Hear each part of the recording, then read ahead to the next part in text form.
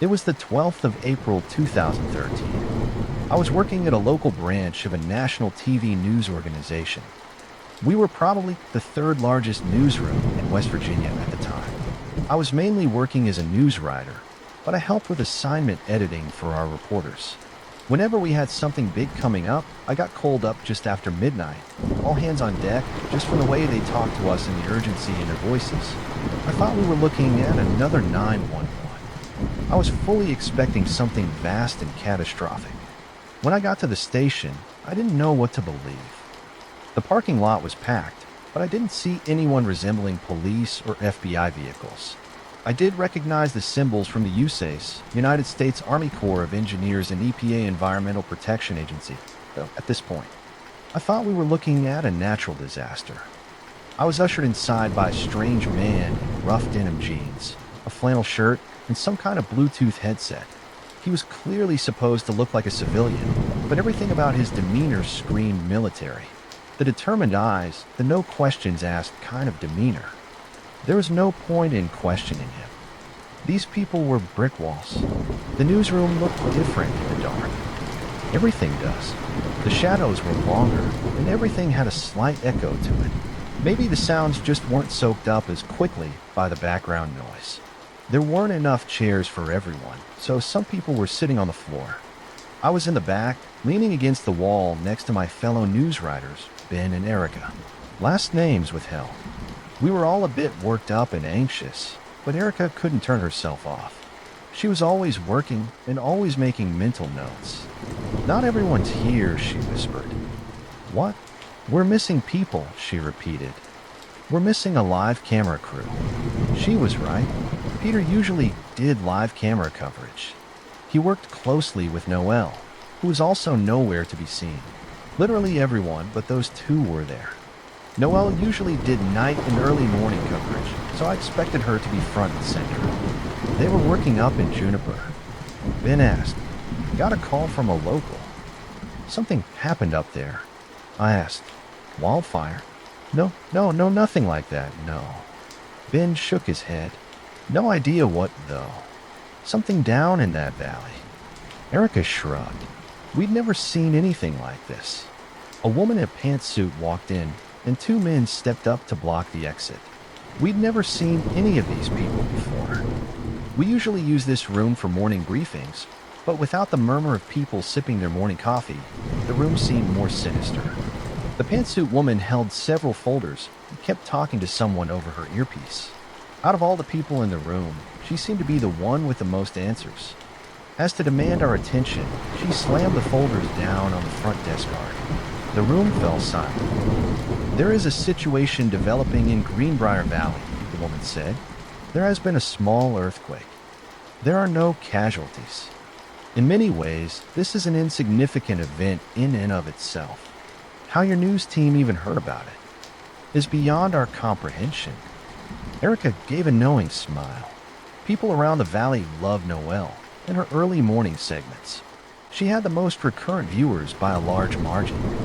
If something happened around the valley, she'd know about it. "Since this is a matter of national interest," she continued, "we've had to clamp down to control the spread of information. We don't want to cause any unnecessary grievances. If it's such a small deal, why go to all this trouble?" One of our editors, Charlie, said. She never knew when to stay quiet. The woman in the pantsuit stopped, considered the question, and took a deep breath. I could tell she was stressed. It's a developing situation. It might have some impact on the local wildlife. Hence the presence of our friends at the USACE and the EPA. "And what organization are you representing?" Charlie continued. She just couldn't help herself from asking questions. The woman in the pantsuit might have tolerated a single interruption, but not two. One of the armed men covering the door walked up to Charlie, grabbed her by the arm, and lifted her to her feet. "I'm just asking who you're working with." Charlie scoffed. "Is that a problem? Is there a problem telling me who we're working with?" She refused to budge. The man tried to pull her away, but she twisted herself loose and stepped back. There was a murmur as we could see things escalate from frustration to potential confrontation. "Just tell us," Charlie continued. Are you with a DNRNA? Why aren't you answering my question? The man with the flannel shirt caught up with her, and she put her hands up. With no resistance and no provocation, he pushed her down on one of the tables, face first. He pushed his elbow into her neck, causing her to heave and cough like she was being strangled. He put her in zip ties in a matter of seconds and dragged her out in a show of force. Now everyone was off the floor. The crew tried to talk over one another in this storm of complaints and questions. One of the camera operators tried to get out and had a gun pulled on him. Things were escalating fast. It only stopped when the woman in the pantsuit slammed down her folders again for a split second. I thought it was a gunshot. If we start working together, she began, y'all might just have a career left by the end of the night. Since cooperation doesn't seem to be a given at this point, we must take some precautions. They took our phones away and patted us down to make sure we didn't have anything hidden. The woman in the pantsuit laid out a bunch of documents for us to sign. We didn't get the time to read them, just a pen to sign them with, and a promise of pain if we refused. Once it was said and done, she left. I never saw her again.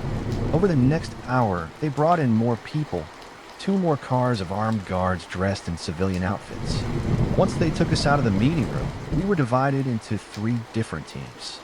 Marcus, our news director, was completely sidelined. Quarantining, sort of. There was no clear organizational structure. It was all ordered remotely. We could hear the various agents receive instructions from an off-site central command. Something down in Greenbrier Valley, we suspected. A man arrived just past 2 in the morning. He was in his early 70s and dressed in a cheap navy blue suit, but I could tell he was the one to keep my eyes on. The other agents seemed to pay special attention to him. He had this goofy little sunflower pin on his collar, something old and corporate. We were dragged back into the meeting room as the guards started handing out folders. All right, well, we got 3 possible developments, the old man said. All equally possible, and we need to be prepared for each of them. There will be more people coming in through the night, and you'll be expected to stay here for the next 16 hours minimum. There were no questions. We hadn't seen Charlie since she was carried off. They talked to Marcus about it. Ever since, he'd been quiet. This was a man who was usually standing at the front of the room, barking orders and taking charge. Now he looked like a beaten puppy. Those of you with green folders are to stay right here, the old man continued. Blue folders need to go with the gentleman by the door. Red folders, you're coming with me. All news writers got differently colored folders. I got a red folder. It was ominous, to say the least. We were taken into one of the back rooms, along with an armed contingency. There was a seal on the folder, and I didn't want to take a chance on breaking it. A reporter, a video editor, an assignment editor, 3 people from the production crew, and one of the anchors. I can't tell you the name, but you'd recognize him if you lived in West Virginia in the 2010s. We all sat down around a small table. The old man followed us there, reminding us about the NDA we'd been forced to sign. Once we were all behind closed doors, he had the guards waiting for him outside. For a moment, it was just the old man and us. I need your absolute discretion on this topic, he said. You can read your briefing. We broke the seals and went through our folders, page after page of details, pictures, graphs, and statistics. Mine was about diamondback rattlesnakes, how there was an aggressive and invasive brood, and how people were supposed to stay far away from the lakes near Greenbrier Valley because of them. Something about an urgent call for people to stay out of various underground caves and to not be alarmed by the presence of wildlife specialists in the area. It all seemed hastily prepared. One of the editors raised his hand, and the old man allowed him to speak. Yeah, this doesn't make any sense, said the editor. You know, there's no diamondbacks like that around here, right? Doesn't matter. You're gonna have to report it, the old man replied. No, I mean, like, this is a lie. You know, it's fiction. They're native to, like, Georgia? Doesn't matter what it is and what it isn't. You're reporting it, the old man replied again. But I'm telling you, people are going to notice. They'll believe whatever we damn well tell them to believe, the old man replied. He slammed his hand down hard. We all recoiled as one of the guards opened the door. He was waved aside, and the door promptly closed. As tempers cooled, the old man stepped outside to have a smoke. The rest of us were left to discuss on our own for a while. We compared notes, and we weren't thrilled about the implications. This was clearly a worst-case scenario kind of folder. And while the whole story about enraged rattlesnakes were fiction, it still highlighted something. If this scenario took place, there'd be armed guards surrounding a massive area. They spoke of a possible controlled burning of the undergrowth and closing several large roads. About 36 homes would have to be evacuated, minimum. But it wasn't even about what they were saying. It was about what they weren't saying. This was clearly not about rattlesnakes. So what the hell were they afraid of, whatever it was? It was bad enough for them to threaten to burn down several acres of forest in the Lewisburg area. Then I saw the eyes of our news anchor go wild. "There's timestamp," he said. "This one is in 4 hours." To put that whole plan into action with such short notice, they had to already have put things into motion. When the old man returned, we were again separated and told to start working on the news segment. I was to write it up and summarize it, using the provided information and quotes to make it cohesive. There were some pictures and videos handed to our video editor. Our news anchor was told to perform a mock interview with a supposed snake expert who could explain the situation. It was actually just one of the guards. Sitting in the adjacent room with a walkie-talkie, we were going to pre-record it all so that the segment could be played if a sudden evacuation was necessary. I found it strange, considering our station was nowhere near the area that efficiently needed to be evacuated, according to their own fictional scenario. There was something else brewing. I managed to catch a glimpse of Erica, and we exchanged a look across the hall.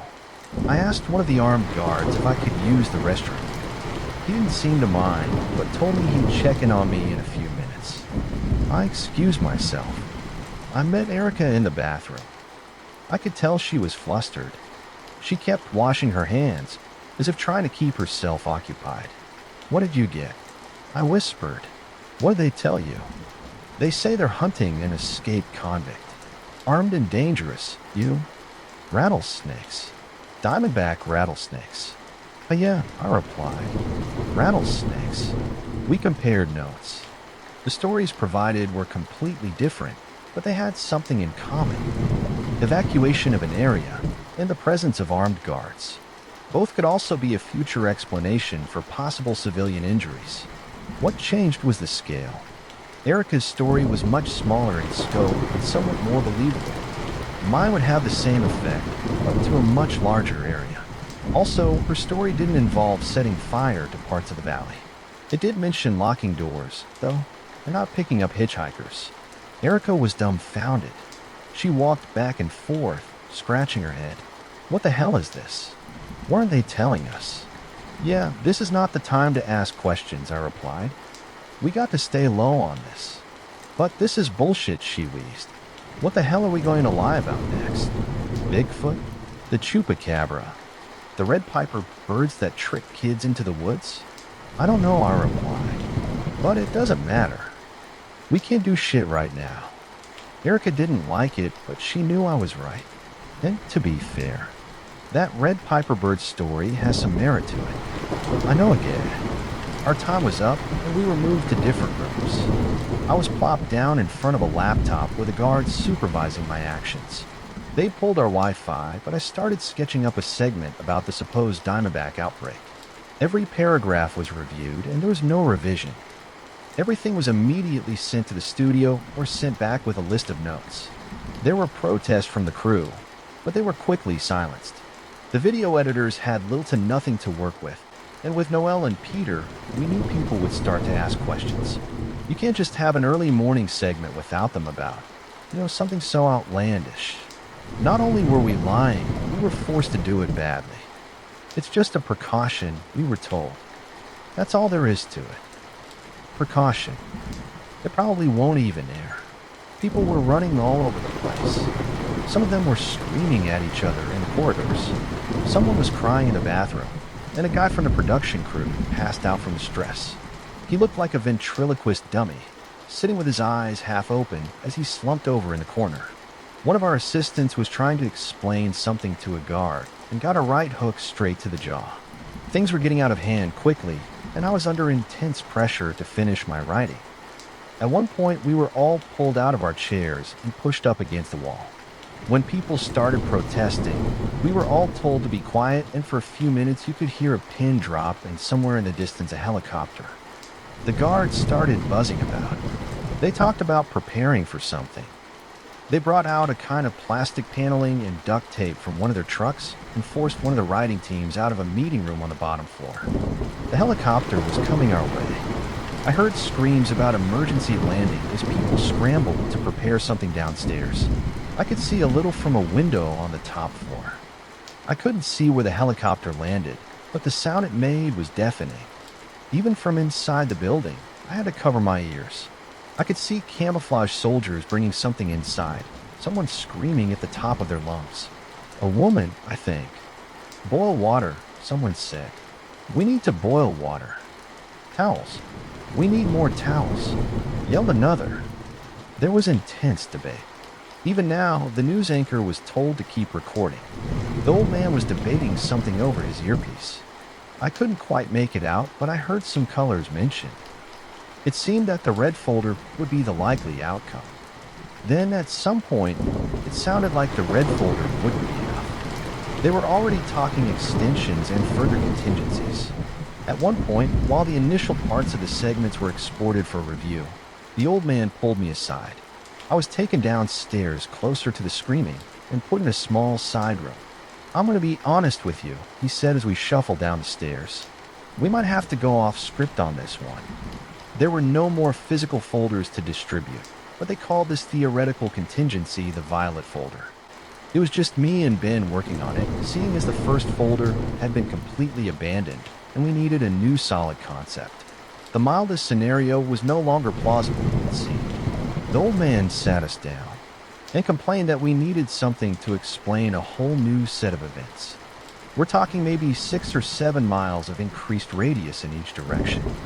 Complete water shutdown for all of Lewisburg for at least 36 hours. Semi-controlled fire at an unprecedented scale, intermittent power outages, waves of ground shocks that can cause everything from traffic distribution to bursting gas and sewage pipes, the old man said. I don't. Where do we start? Asked Ben. The old man threw up his arms in defeat. He looked 10 years older. I don't know, he admitted. I can't. It has to make sense. So just tell him the truth. I said, tell us the truth. We can help. For a moment, I could see he was considering it. He was nodding, looking down and searching for the right words. And then something changed. He held a finger up to his earpiece and his eyes shifted. Someone was talking. Suddenly, he shot out of his chair. You're not bringing them here. He told someone on the other end. We have civilians. You can't know. And with that, he ran out of the room. Ben and I just sat there for a while. I tried to imagine what could be happening out there to cause this kind of response. I thought back on what the woman in the pantsuit had said. This is a situation developing in the Greenbrier Valley. That is a huge area. Was it that she'd just been unspecific, or was this something that really encompassed the entire valley? Considering I was working on the violet folder, I was starting to consider the latter. I don't know what to do, Ben admitted. There's nothing like this that I've worked on. I mean, none of us have. I added water. Power plumbing. Did he say earthquakes? Earth shocks, nodded Ben. Not earthquakes, but like a series of aftershocks. How do those come about? I asked. What the hell do we say? I'm not a geologist, Ben said. The helicopter was leaving, but something was happening outside. People were going quiet in the hallways. From the safety of our little room, we could hear them bringing something in, something being rolled on squeaky wheels.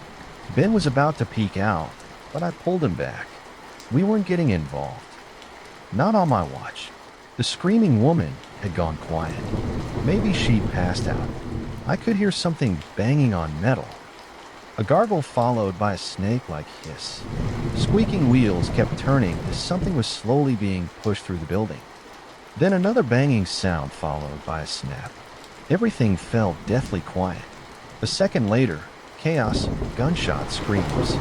Screeching metal, wood breaking, glass shattering, automatic gunfire. Hundreds of rounds sprayed in all directions. As the gunfire died down, I could hear people running, scrambling for safety, doors being slammed shut with desperate voices calling out for barricades and ammunition. There's still people out there. A muffled voice came through. Get 'em out of there. And then a completely alien noise. The best way I can describe it is a rattled breath. The same kind of rattle you hear when a big wasp struggles against a glass window, but bigger and organic. It was rhythmic, like someone taking deep, wounded breaths. Then there was a clicking, sharp, dolphin-like clicking. It bounced against the walls, forcing an echo. It was such a sharp sound that it tickled my inner ear, making my head spin.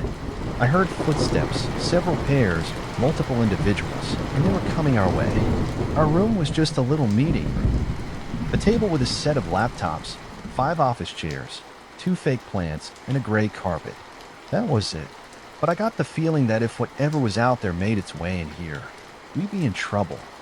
This had to be the answer to whatever was happening down in the valley. And whatever it was, that sound was going to haunt my nightmares. I pointed at the light switch, but Ben didn't get the hint. I tried waving my hand around, and that seemed to do the trick. He snapped back to reality, killed the light, and we both crawled under the table. Moments later, something wet slapped against the door. Ben covered his mouth to stifle a scream. I could still hear him whimper. Another slap against the door, this one higher up. I could hear another set of footprints further off, counting at least 3 individuals in total, and then creaking metal.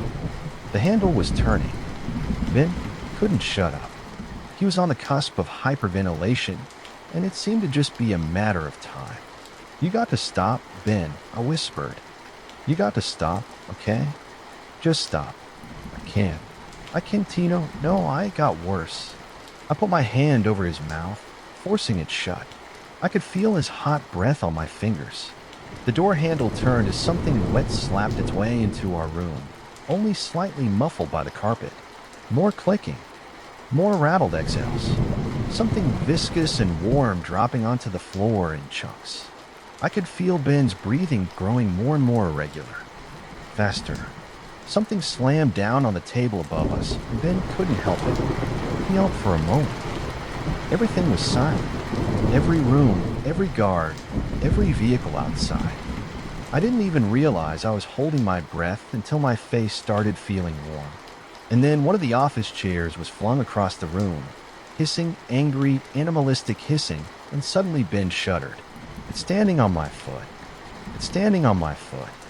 Ben said as he grabbed a hold of me, and in the next breath, he was pulled out from under the table. He wasn't even screaming anymore, just wailing like a frightened child struggling to understand his lungs. I heard something heavy come down on him over and over, like a primate trying to crush a watermelon. Temporary lapses in his breathing as his ribs were crushed. Something snapping as his arm was twisted out of its socket. Drops of something warm, spattering, hitting me across the face and the right side of my arm. I could have stayed. I could have hoped that they'd move on. And yet something in the back of my mind was telling me to run. So I did. Even in the dark, I knew this place by heart. I scrambled out from under the table, burst through the door, and headed straight for the exit. A dozen voices screamed at me from a dozen directions. Go, come on. This way. Don't look back. Stay low. Stay low. Something was panting, trying to catch up. Something wet. I could feel it brush against the back of my head, pulling away a handful of strands of hair. The front doors opened as the man in the flannel shirt pulled me out. Gunfire echoed as whatever had been behind me retreated into the dark. I only caught a glimpse of him. Slick-oiled, black skin, eyes like a shark, deep and unfeeling rows of syringe-like teeth. Roughly humanoid, but only by shape. Someone yelled out that they got one. Emboldened, doors started to open. More gunfire, screams, and flashes of light. Yet all I could concentrate on was the deep, dark blood covering my hands, still dripping from my face. After that, things went fast. I was pulled out and examined. They went for the segment about the escaped convict, claiming at least one known victim, Ben. They kept the story small and local. If you live in the area back in 2013, it is possible you might have caught it on the morning and afternoon news on April 12th, a short mention of it on the 13th. We were under strict control, and they weren't kidding around when it came to threats. They made it very clear that a single word about this would not only jeopardize our career, but our very lives. It's been 10 years. I've changed a few locations, a few names, and a few details, but the gist of it's right there. Maybe they're still checking in on us from time to time to see if we're behaving. I don't think they are. I'm making this as a sort of witness to what really happened that day. There was no escaped convict, no knife attacks, but people did die that day, and I still haven't got the faintest clue as to why. But I won't forget. I can't. And you'll never find me anywhere near West Virginia again. People forget how much overlap NASA has with the military. I see all these talks about building habitats in Nevada to test how people cope with isolation during space travel. All I can do is laugh. They spend millions on PR stunts to show that every astronaut's life is a precious resource. It's all for show. I know what goes on behind the photo ops. Do you know what a general's answer is when asked? Can a single human endure months of isolation on a cramped moon base? I can personally say that the response is let's find out. And that's what my mission boiled down to. When the time came, the base was dropped onto the far side of the moon. They made sure it was out of sight of anyone's space program. I was shipped out a few months later.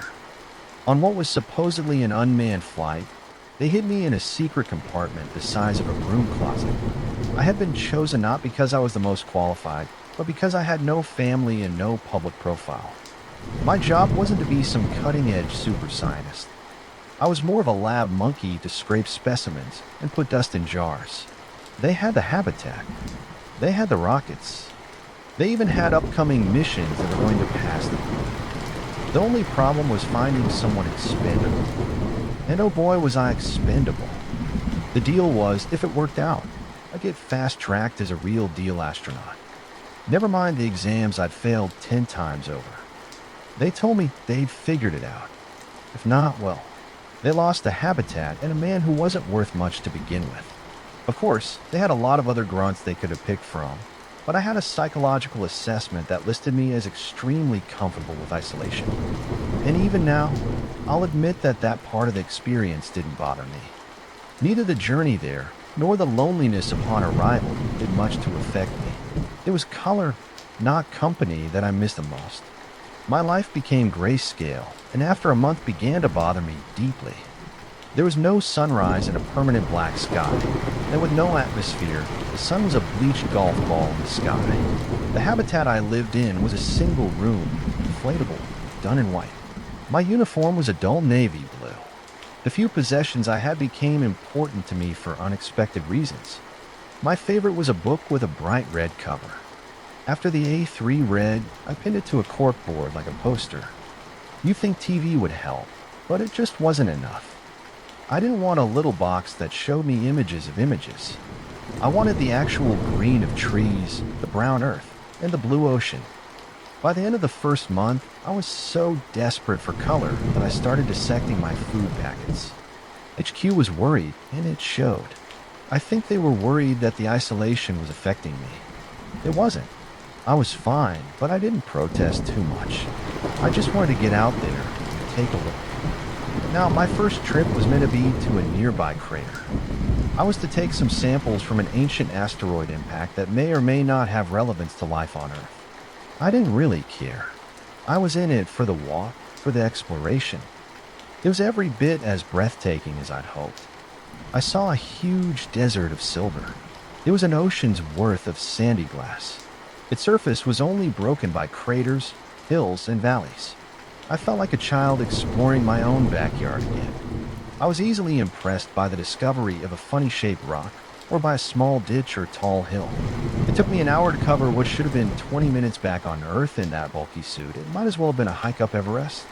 The real trouble was staying upright with each step. I'd had a lot of time in the habitat to get used to my movement in low gravity, but it didn't translate very well once in the suit. When I wanted to admire the scenery, I had to stop and take it in because I couldn't walk and marvel at the same time. It was because of all this standing around that I noticed the opening in the crater. Something about the darkness in that one particular dip. It seemed different. I think some part of my brain could see something hidden in the dark, and it kept telling me to go closer. So I did. It wasn't really a crater. It was more like a ditch, small compared to the other craggy impact sites, almost 10 meters in diameter at most, and with a sharp descent that meant the floor was in permanent darkness. I think that's how all those satellite photos of the moon missed this strange formation. Well, that is the fact that it was tiny. It was a hole, maybe even a doorway. It was cut into the sloping surface of the ditch, about 2 meters tall, with a rounded top. It wasn't quite smooth enough to look artificial, but it wasn't rough enough to be written off as a standard cave opening. It reminded me of old churches and crumbling Greek ruins. Unfortunately, it was only me who could see it. I couldn't transmit real-time video unless the orbiter was directly above me. I had to rely on audio with a minor delay. I knew this was going to be a difficult conversation, and I briefly looked up at the sky, hoping I might see the orbiter's lights winking overhead. At least that way I could send some photos. Mission Control, this is Lieutenant Gans. Are you reading this? I spoke into the mic. Lieutenant Gans, this is Mission Control. We can read you. How's the moonwalk? HQ replied back. I think I found a door. Silence. When HQ came back, they made sure to say each word slowly. Lieutenant Gans, I'm being advised you should return to the module. We are currently arranging for support staff. Yeah, I don't need a therapist, I said, angry about their doublespeak. They clearly thought I was nuts out of spite. I started climbing down the crater's edge. Look, I'm telling you, I'm looking at a doorway. I'm sending my coordinates now, and I'm letting you know I'm going in. Lieutenant Gans, you are being instructed to return. They kept rambling. I wasn't in control of my suit's communication functions. Maybe if I behaved better during the first month or two, it would have been different, but it annoyed me, at least until I'd walked a few steps through the doorway. All of a sudden, the voices just cut off. I wasn't quite sure what to think about it. On the one hand, the silence was a relief. On the other hand, well, I turned and looked back at the opening, and I saw the brightly lit crater's edge. It called me to the promises of safety and routine.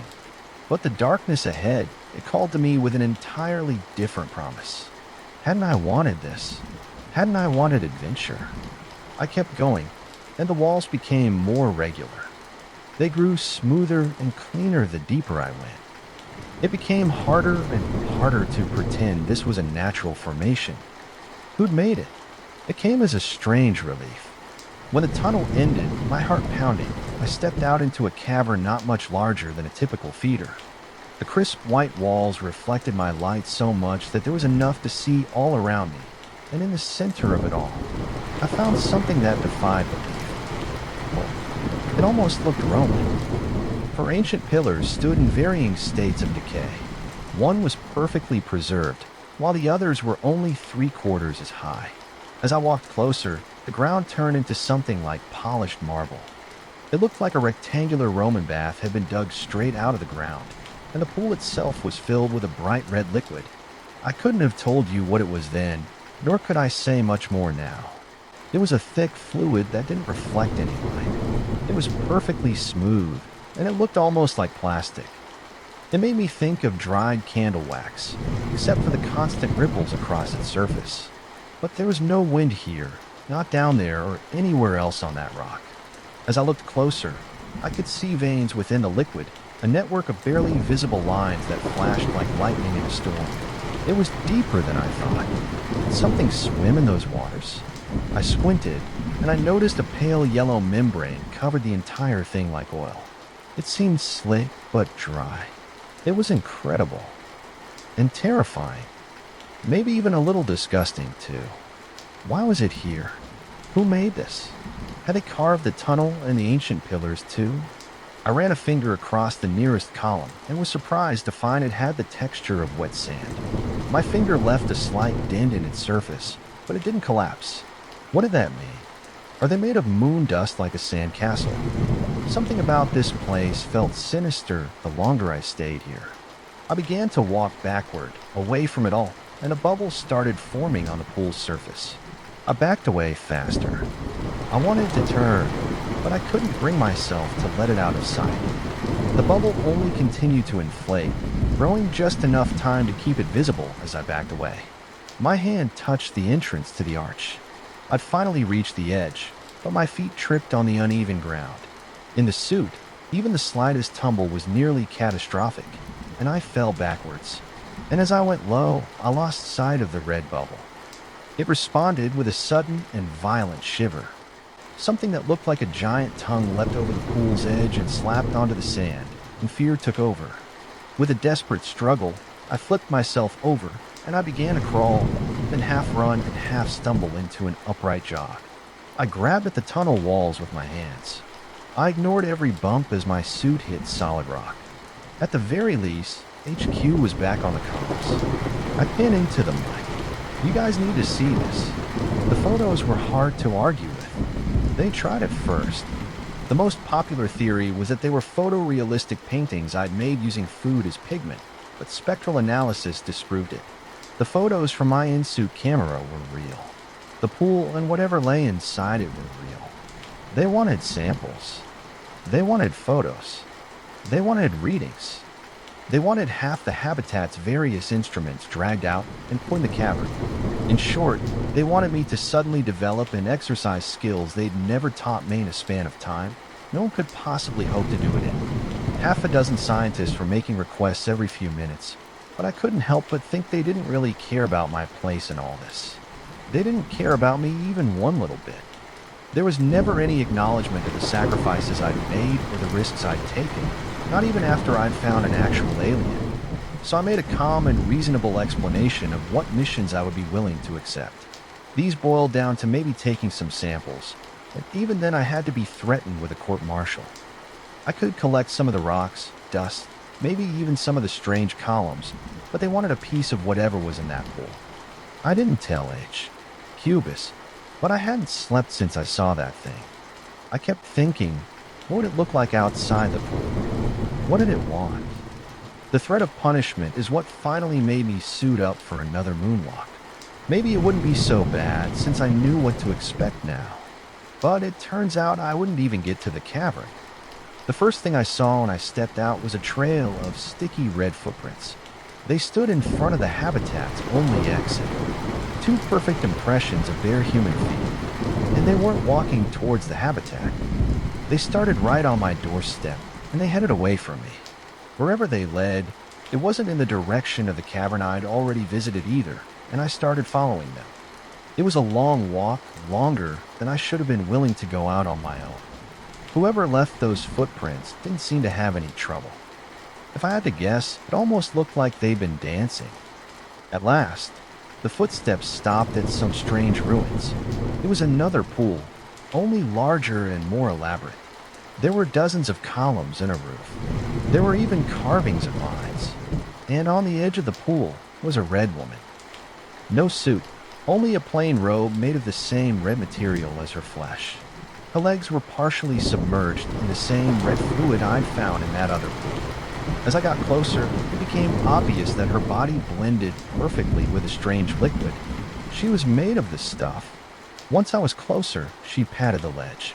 She wanted me to sit, but it was far too close to that pool. I shook my bulky head for a moment. I wondered what I must look like to her. A giant golden faceplate, nervously saying no.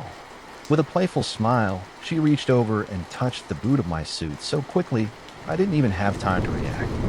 "What a funny thing you are," she said. "What are you?" I stammered. A god. She smiled, and I believed her instantly. "What do you want?" I asked. "To play." She smiled again. Something about her expression was unnerving. She was the most beautiful thing I'd ever seen. But beneath that beauty lay something else. I couldn't quite explain it. She made me feel like an insect. "What does that mean?" I asked. "I want." She made a funny expression, something almost playful. "I want to make a garden out of you." I stepped back, and her arms stretched easily toward me, breaking any illusion that she was human. Behind her, the ruins collapsed without a sound. They disintegrated completely in seconds, only leaving behind the pool itself. As she reached towards me, her hands split apart. Her liquid flesh slowly began to cover my visor. "Stop," I cried. "No," she replied as the light in the helmet faded. "You are much more exciting than this prison. The electricity in your nervous system, the tension in your muscle fibers, the pattern of your bones. Now that my exile is finally over, I want to make art out of it all." I fell backwards. She laughed, and I began to crawl away, expecting her to follow, but she just stood still. With her hands on her hips, she kept laughing at my desperate attempts to get away. Panic made me clumsy. I took longer than I should have, and when I finally managed to roll onto my front and get back on my feet, I turned to look behind me. She disappeared into nothingness. Her, the ruins, and the pool. I don't remember much of the walk back, only the constant feeling of the red woman watching me. But I do remember the moment when I finally returned to my habitat, and I found that the airlock was wide open, and I was hit with a sudden realization that I hadn't heard anyone on my comm since I left. No one knows exactly what happened during my walk. Not exactly. A lot of my in-suit functions failed right around the time she touched my boot. Images and sound recordings were wiped. For a few fleeting moments, she had access to my radio. No one really knows what she said to HQ when she did. The military had clamped down on security during my second moonwalk. They'd cleared out the comms rooms and reduced the staff to an absolute bare minimum. A colonel, 2 comms specialists, and a senior scientist. They were the only people present when the red woman spoke. By the time I got back to the habitat, they'd all killed themselves. At the time, I didn't know any of this. I had my own problems back on the moon. Inside my habitat, I found red handprints all over the place. It was so thoroughly contaminated that I left my suit on as I made notes of what she'd touched. I had to assume this thing was made up of the fluid. Did that mean the traces of fluid left on my belongings were still part of her? I wondered. My initial thought was to burn everything she touched, but she touched so much that that wasn't even an option. I'd have nothing to eat with, nowhere to sleep.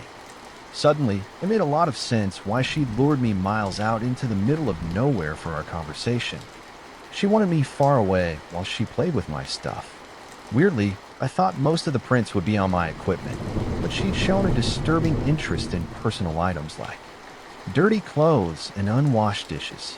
Anything, I suppose, with an organic trace. For the first time in weeks, I wanted to hear from HQ. Of course, at the time they had other things to worry about, like removing the bodies from the comms room. I tried to get through, but no one responded. I looked at my supplies, all of them covered in her dripping red prints, and I realized I wouldn't be able to eat any of it. And what about water? A single drop of her could be in the tank. Would I even know? I gagged at the thought of having any of that liquid in me. I sat on my bed, checked my air supply, and I went over my options. And then 2 things happened. That took my mind off a slow and painful death on the moon. First, my radio came to life. I was informed that I was to begin the evacuation procedure immediately. I need to hike to the lunar landing module and from there reinitiate the computer that could begin the launch sequence. The orbiter wasn't quite in the right place for it, but I just have to wait it out on the lander until the 2 modules align. It would take a few hours, but I wasn't going to complain. The second thing that happened was that as I listened to the instructions from my commanding officer, the steady dripping came from the nearest window. I looked up and I saw the Crimson Woman standing right there, and she grinned at me, baring red teeth, made of flowing cherry red liquid. "What you waiting for?" she mouthed while pointing upwards. "Time to go." I refilled my air supplies. Stepping out into the vacuum once more, I paused and looked around, wondering if she was waiting for me somewhere. It was hard to understand exactly what she might do to me, or even what she wanted. But I didn't feel like sticking around to find out. As soon as I could tell the coast was clear, I began to walk, and it was another tough hike. I was more experienced in the suit now, and that helped, but I was also exhausted and terrified. I was constantly scanning the horizon for the woman while on the move. After a while, I just gave up. When I realized how badly it was slowing me down, Instead, I focused on putting one foot in front of the other and not much else. Still, I kept expecting her to make another appearance or to hear her voice coming through my radio, anything that let me know what she was planning. Would this alien thing finally attack? Was that even what she was? She called herself a god. What would a god do with me? I wondered. Make a garden out of me? My own mind answered. Despite those dark thoughts, I seemed to reach the lander without much incident. I nervously climbed inside. Surely she knew what I was doing. Was she going to try and stop me from escaping? But the process went without incident. The computer initiated, and after a lot of technical radio chatter, the launcher blasted off from the moon's surface using only a fraction of the thrust necessary to leave Earth. I looked back down at the moon's surface with utter relief. I carefully scanned the rapidly shrinking landscape for some sign of glittering red shapes. "Oh, you are so clever," she said. The words were spoken like a pleased mother, but they struck me with the violence of a thrown brick with creeping dread. I turned back and faced her, and this time she was smaller. She was sitting like a tiny red fairy. On one of the many glowing computer screens, she was looking around and marveling at the lander's interior. When he told me what he'd planned for this world, I really didn't expect it to come to this. I thought he might get a nervous system, maybe even a few organized insects. But, well, what can I say? He got it right. Joke's on him, though. He's not around anymore, but I am so excited to return to the world I was exiled from. I realized that a tiny piece of her must have hitched a ride on my suit. "Oh, don't be silly," she said. "You were contaminated the moment you took your suit off in that little bubble thing." Was it true? I wondered. Had I really carried her with me all this time? As I sat still in despair, a streak of light came through the window. The lander had begun to orbit the near side of the moon, and in doing so, I finally got a good look at Earth. It had been so long. "Oh, so beautiful," she said, "and to think I have all the time in the world to play with it." I'm back in my apartment now. The television was broadcasting some sort of press conference. Well, I just think at a time when millions of Americans are suffering from poverty, the idea that the government would spend billions on sending men to the moon. Oh, it's just bizarre. How can we justify this kind of waste when there's so much more potential to be realized down here on Earth? Turn the TV off. And I listened to silence for a few moments. Whoever that politician was, I wondered if he was contaminated or if she just made a particularly convincing argument. In the last few years, it had become obvious to me how subtle her manipulations are. Usually all it took was a word here or there, of course. That didn't mean she wasn't also spreading herself from person to person. "Oh, he's not one of mine," she said, a single red hand appearing on my shoulder then. "Just a very sensible man. Why go playing around on the moon? Such a waste. I was put there as punishment for a reason." It was like taking a tour of a sewage tunnel. "How long is this going to take?" I asked. It had only been a few months since my return, and every single day it felt like a decade spent in hell. I tried to turn my head to get a look at what was happening in my kitchen, but her hand pinned me firmly in place. She rarely even let me move anymore. It was a miracle she even let me keep the remote. Maybe it was for the best I couldn't see. She had successfully lured dozens of people to my home, but I had never once heard any of them leave. Are you asking me what I intend to do to you? Or what I intend to do to your planet? Oh, not long. Her slick hand caressed my cheek, and I suppressed a shiver a couple of centuries at most. Every national park has its fair share of missing persons cases. A lot of them do get a happy ending, but far too many of them stay lost. And that's how the Lady Bluebell program started, as a way to find lost hikers. There were 2 incidents in the program that I've never been able to tell anyone about. For everyone's safety, these 2 are secrets I need to take to my grave. One summer, when I was a kid, my parents drove me out to a nearby national park. They had a junior ranger club where kids were introduced to wildlife knowledge and survival. I wasn't sure about it at first, but I gave it a try. Back in July of '98, all 12 junior rangers set out on a night walk. Along with our guide, we had to pack our own survival kit and make our way to one of the ranger stations. There, we'd unpack and be graded based on what we brought. There was this excitement in the air. It was like a graduation. We were to become official wildlife stewards, as they called it. We paired up in a buddy system, and we followed the trail. The man in charge, Ranger Dan, had done that walk every summer for the past 12 years. He was prepared for a lot of things, but nature had other plans that night.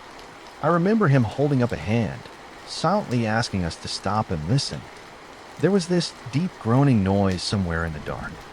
I heard a rustling in the bushes, and I saw two glowing eyes in the shine of our flashlights. It was a black bear. My buddy panicked, bolted into the woods. We have to stay together, so I did my best to keep up with him.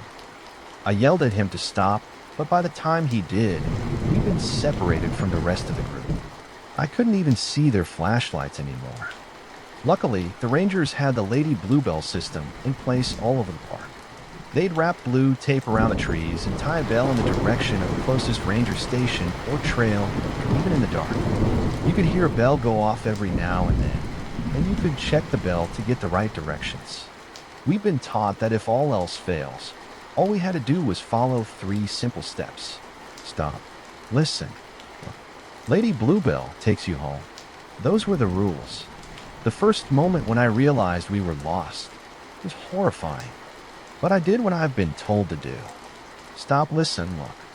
Lady Bluebell would take us home. And I swear, not only did I hear that bell, I saw her, a tall woman in a blue dress off in the distance, a suntanned arm pointing us in the direction of the trail. Long dark hair, framing a brilliant smile. Maybe I remember it wrong. Maybe she wasn't really there. But I think she was. We made our way back to the trail. Not long after that, we spotted flashlights in the distance. The rest of the night was nothing but praise from Ranger Dan, all the hot dogs we could eat, and scary stories around a campfire. I never told anyone about seeing Lady Bluebell. My mom thought that night would scare me away from the junior Rangers, but strangely, it had the opposite effect. I used what I'd learned to survive to win, and that's when I knew I wanted to be a park ranger. Nowadays, I'm the one running the Junior Ranger Club. Ranger Dan retired back in 2018, but still volunteers for the club in the summer. I have known the area for over a decade, and I'm confident when I say that I know my way around. I know what animals roam which areas, and I can tell what's coming by the shifting seasons. I know how flash floods smell, and I can tell by the taste of the air when a lightning storm is coming. The park has changed a lot, though. The Lady Bluebell program, for example. Over the years, it evolved into a sort of mascot. She was portrayed as this beautiful woman in a blue summer dress. She also had her sidekicks, like the mischievous Ricky Raccoon and Sunny the Sad Sunflower. They hired a woman to dress like her every summer to welcome the junior rangers and teach them the system. There were comic books, trading cards, stamps, and merchandise. But there were issues with overtime. Some visitors to the park began stealing the blue tape as souvenirs. Others just took the bell. Some even moved the bell around, purposely pointing it in the wrong direction over time. The effort required to constantly fix the system started to outweigh the benefits. They eventually ditched the Lady Bluebell takes you home motto and retired the mascot. And I was sad to see her go, but it made sense. It just wasn't practical anymore, you know. So it was late August. I was following our southeastern trail, mapping the movements of an elk herd. The leaves were just about to change color, and there was a hint of cold in the air. Autumn was just around the corner. I was ready to head back when I spotted smoke just off the trail. Nothing big, possibly a campfire. I decided to check it out just in case, and I came upon a small camp. It had a tattered one-man tent in neon orange. There was a hastily constructed campfire with what looked like a grilled squirrel, and I caught a whiff of sweat coming from the tent, giving me the impression that whoever lived here had been here for a while. "Hello," I called out. "Anyone here?" I heard a shout in response and hurried footsteps, someone falling, getting up and sprinting in my direction, and seconds later, a young woman crawled into camp. Her hair, it was a tangled mess, and she was deeply sunburnt. Her lips were dry and pale, and her hands kept shaking. The moment she saw me, her eyes welled up with tears. "Yes," she cried. My God, yes. She got up then and flung her arms around me. Crying onto my shoulder, she tried to say something, but every other word got stuck in her throat. Did I make it? She sniffled. Am I out? I sat her down, offered her some water, and I asked her to explain what happened. I I just can't believe my luck. She said, I thought it was all over. Now, nothing has prepared me for this. We weren't out looking for anyone. We hadn't been for months, maybe years. It's okay, I said. Let's pack you up and get you home. Her name was Anya Baker. She'd been part of a company retreat and got lost somewhere along the way. She figured she'd been on her own for about 2 weeks, but there was no way to tell for sure. She was malnourished and dehydrated, and I didn't think she had the strength to make it back. The closest ranger station was quite a way off. We got back to the trail, and we started making our way back.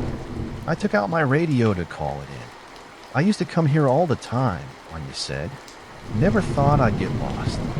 Yeah, well, it happens to the best of us. I smiled. You made it. That's what counts. Anya sighed. I thought I did it right. I stopped, listened, and looked. I followed the bells. All of it. She said, her hands shaking. We don't do that anymore. I explained. Yeah, I figured, she muttered. I told Anya that the Lady Bluebell program had been discontinued for over a decade. I found it strange she'd found any bells at all. I hadn't seen them in years, but there were more immediate concerns. For one, my radio was dead. I brought out my backup batteries, but the radio stayed silent. Still, Anya was in better shape than I thought, so I figured we'd make it back by nightfall. About 200 feet down the trail, something started to feel wrong. Looking around, I couldn't see any of the usual landmarks. We continued another 10 minutes, only to see the trail suddenly stop. Not slowly disappear into moss, just stop altogether. There were no trails like that here. Trails that just ended in a dead stop. And I wasn't taking any chances. I picked up my flare gun, aimed it up, asked Anya to stand back, and fired. The light soared into the sky with a whoosh, bathing the treetops with an intense red glow. All right, now we sit tight, I said. They can't find us if we keep moving. Anya made herself comfortable on a log and took a swig from my canteen. Lady Bluebell takes you home, she sighed. She shook her head and handed back my canteen. A twinkle in her eye came and went. Not anymore, it seems. We stayed out there for hours. We shared a protein bar, and Anya helped me set up a campfire. To my surprise, there was a stream nearby. There wasn't supposed to be, but there was. We boiled some water, refilled my canteen, and made ourselves comfortable. It could be hours before help arrived. It didn't take long for the sky to turn black. I figured no one would find us in the dark, so we set up camp. Anya had her tent, and I had a hammock. And we both went to bed early, but I couldn't get any sleep. It didn't make sense. You know, I'd walked that trail 1,000 times. My eyes drifted in the dark. I noticed a strip of blue tape wrapped around a nearby tree. I hadn't seen it before. Maybe it wasn't there until I started to look for it. Anya was awake long before I was. She heated up a pack of chickpeas from my pack and sliced up some salami. I went to refill the water canteen, but I couldn't find my way back to the stream, realizing it just wasn't there anymore. It made my blood run cold. I knew these woods like the back of my hand, and suddenly it felt like I'd found an extra finger. None of this made any sense. I checked my map and double-checked my compass. There was nothing even close to a landmark in our vicinity. Anya was staring at me from across the campfire, and she gave me a reassured smile. I saw her once, she said, back when I was a junior. Yeah. Well, it's not uncommon, I said. Lots of kids think they see her. We all make her up in our minds, trying to convince one another that she's real. Really saw her. Dress and all. Tall as hell. I wasn't even lost. She just stood there. Looking at me, she said. Yeah, well, shadows can play tricks on us, I said. And I will admit I was getting a little nervous. No, see, that's the thing. Anya laughed. It was the middle of the day. We waited all day long, but no flares wore up, and we decided that the next morning we would hike out. Heading straight north should bring us to one of the main trails.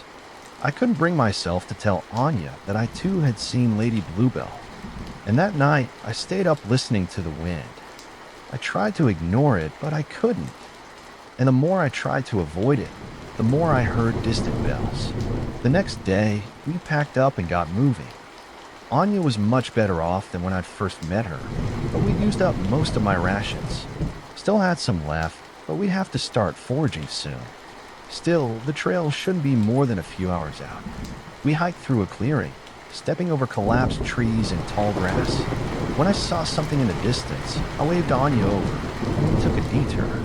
It was one of our old stop, listen, and look signs. I hadn't seen one in years, but someone had added "don't" to every line with bright blue paint. Don't stop. Don't listen. Don't look. Lady Bluebell won't take you home. We came to the same conclusion. We weren't alone out here.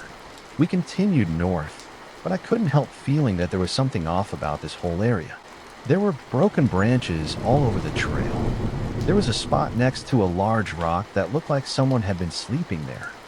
I even found a few footprints, but Anya swore she'd never been there before. By late afternoon, I was getting worried. Not only had there been more tracks, but they were getting fresher. I started to take a closer look at the footprints so I could tell them apart. I needed to figure out how many others were out here. I was following the tracks of at least 3 people. When I saw another clearing ahead of us, it took me a minute to realize that we were walking in circles. I could even see the stop, listen, and look at the sign in the distance. I brought out my compass, took Anya by the arm, and kept going. We had to try again. I don't know when or where we got turned around, but we couldn't stop now, and we kept going north. And this time, I did not put away my compass for 1 second. At one point, we stopped to drink some water, and I looked back for a second, and I saw something in the distance. I couldn't tell what it was, but it was running. It took me several seconds to realize that it was human. A young man, rough hair, with cuts all over his legs and arms. He was only wearing a pair of torn jeans, and he didn't run like people usually do. He was hunched over and flailing his arms. He kept doing this strange motion with his neck like a bobblehead, never standing still. As he got closer, I could hear this constant mumbling. I couldn't hear what he was saying. I only understood that it was repeating. And then I noticed the sharpened rock in his hand. Before I realized what was about to happen, he charged us. He went for Anya first, but she was too quick for him. I grabbed my camping shovel from the side of my backpack, and I took this wild swing. I clocked him right across the side of his face, severing a part of his ear. He reeled back and fell over. He struggled to regain his balance, but the hit made his eyes spin. His mouth kept opening and closing like a fish out of water, forming the same words over and over again. Don't stop. Don't listen. He looked straight at me, and a tear ran down his eye. Don't look. His voice shook. Don't look. His eyes flicked to something off to my side, a piece of blue tape hanging from a broken tree. He jumped up and fled in a bent-over gallop, bracing himself against trees and stumps. Anya just stood there, frozen, and I tried to put my hand on her shoulder, but she slapped it away. Just give me a second, she said. Please. After that, we slowed down, and I kept hearing noises in the distance, mumbled words and snapping twigs, and sometimes, when there was a sudden gust of wind, there'd be bells, sometimes one, sometimes several. But we just kept moving north. As night fell, I realized I didn't want to stop. Whenever we stopped, the sounds would get louder, and the bells would get closer. Anya wasn't doing much better. She sat next to our campfire for hours, slowly rocking back and forth. Sometimes I'd see her snapping her head in one direction or the other, as if reacting to something that only she could hear. I couldn't sleep for hours. I stared up at the night sky, waiting for the moon to show. But it never did. When I finally got up, it was still dark. I checked my watch, but it had stopped just before midnight. Anya was still up, staring into the dying campfire. It's been more than a couple weeks, said Anya. Time stopped making sense a long time ago. What was the last date you remember? I asked her. Late July, I think she said. And then something whispered in the back of my mind. What year? Anya, and I locked eyes and I repeated the question. What year, Anya? She didn't respond, and a chill crawled up my spine. And I thought, I don't know who the hell is sitting across from me, or what she's really seeing. We should pack up, she said, breaking the tension. It's still dark, I pointed out. Sometimes it stays that way for a while. Anya said, staring into the trees. Okay, Anya, you're not making any sense, I said. Sometimes it stays dark. She breaks the rules to keep us here. I've been here so long that I don't know what's real anymore. I thought I could trick myself into forgetting, but she won't let me. She's there. She's always there. I didn't say anything. Anya kept pacing back and forth, scratching the back of her head. I wrote that damn sign, she said. Because when you stop, she's there. When you listen, you hear her. And when you look, Anya grabbed my shoulder and turned me around. When you look, there she is. And I saw her then. In the distance, I saw her. A bone-thin woman, a few tufts of hair clinging to her scalp, a broken jaw hanging like a loose thread, swaying in the breeze. I could smell something sour coating my tongue. And of course, her signature blue dress. Lady Bluebell. I looked back, only to see Anya backing away, her pack full. She'd taken my canteen, and there was this wild fear in her eyes. I can't let her take me, Anya said. I'm sorry. I'm so sorry. And before I could process what she'd done, a sound cut through the forest. Bells. There were so many bells. I turned to see the broken woman towering over me. My legs buckled as I looked up at this 9-foot-tall monster. Her torn blue dress was lined with bells that chimed as she moved closer, and I knew then that she wasn't going to let me leave. I stepped back, and she stepped forward. Her feet barely touched the ground, floating inches above the moss. She wasn't here to help me get home, and I turned and ran. I snagged my foot on fallen rocks. I fell down a sudden slope, dropping half my gear. I bloodied my hands and face, but I kept going. And somewhere along the way, the sun rose, stopping for air. I realized I couldn't hear the bells anymore. But the moment I stopped to listen, I heard one.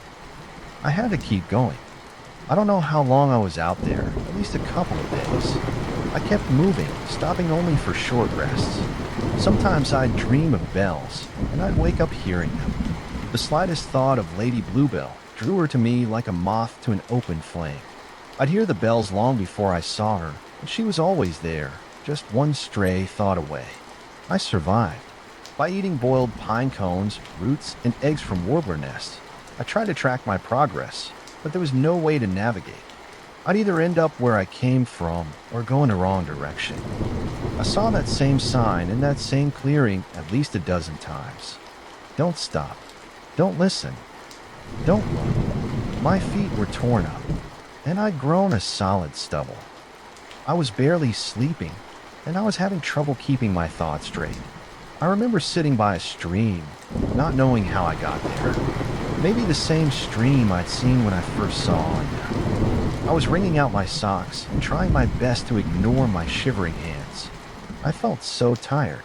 Just getting back on my feet felt so impossible that I couldn't force myself to do it. So I just sat there with one naked foot in the ice-cold water. My skin turned from a painful purple to a sickly blue, and it took me a moment to realize that I wasn't alone. But it wasn't Lady Bluebell.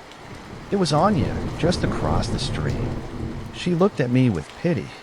She looked almost apologetic, and it took me a few seconds to notice the makeshift spear in her hand. No doubt she used the Swiss Army knife she stole from my pack. I really am sorry, she said. After she feeds, she calms down. When she's calm, you can get out. I had to bring someone new in. I listened to her, and I almost didn't even care. I couldn't bring myself to curse or scream. I just hated Anya and what she'd turned me into. I kept my eyes on the stream, watching the water turn my foot a new shade of blue. Just take a nap, she said. Lean back and just let it happen. No fuss, no drama. I barely listened. All I could think of was that tinge of blue spreading across my foot. It made me think of Bells. It made me look for her. That's it, said Anya, readying her spear. Keep still. I looked down at my hands, covered in scabs and bruises, and suddenly a pain shot through my left leg. A quick jab from her spear, and my body exploded with intense pain. It was like a burst of electricity shot through me as my blood mixed with the stream. I could feel my heart beating out of my chest. I crawled backwards, unable to put any weight on my leg. Anya backed away, staying just close enough to make sure Lady Bluebell was fed. But the lady was already there. I think my thoughts had called her, and this time I couldn't run. I heard the bells ringing closer, and I saw a long shadow cover the ground. I looked back for a moment, catching a glimpse of her dead eyes coming from me. Lady Bluebell didn't take you home anymore. I couldn't run, but I had to try something, anything. So I shut my eyes as tight as I could, and I pushed my fingers into my ears and I screamed. I figured that if I couldn't listen or look, maybe she'd be less interested in feeding on me. I focused on the pain in my leg, letting it take over my thoughts. My pulse went haywire, pushing me to panic and to run. But I didn't. There was a soft touch of cloth against my head, little metal. Bells dragged across my body as Lady Bluebell passed by me. She didn't want someone who couldn't look or listen, but Anya did. Keeping my eyes shut, I kept screaming until my throat felt raw. I felt a thump as something dropped to the ground, and I could feel the ground tremble with quick footsteps. Someone was running, and then a sudden stop. For what felt like an eternity, it was just me and my thoughts. Maybe she got away. Maybe we both made it. And then something needy bumped into me. Something warm and wet. It spattered onto my clothes and stained my face, drowning the air with a stench of blood.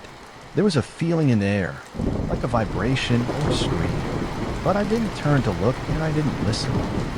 Hours later, I made myself a crutch from a small branch.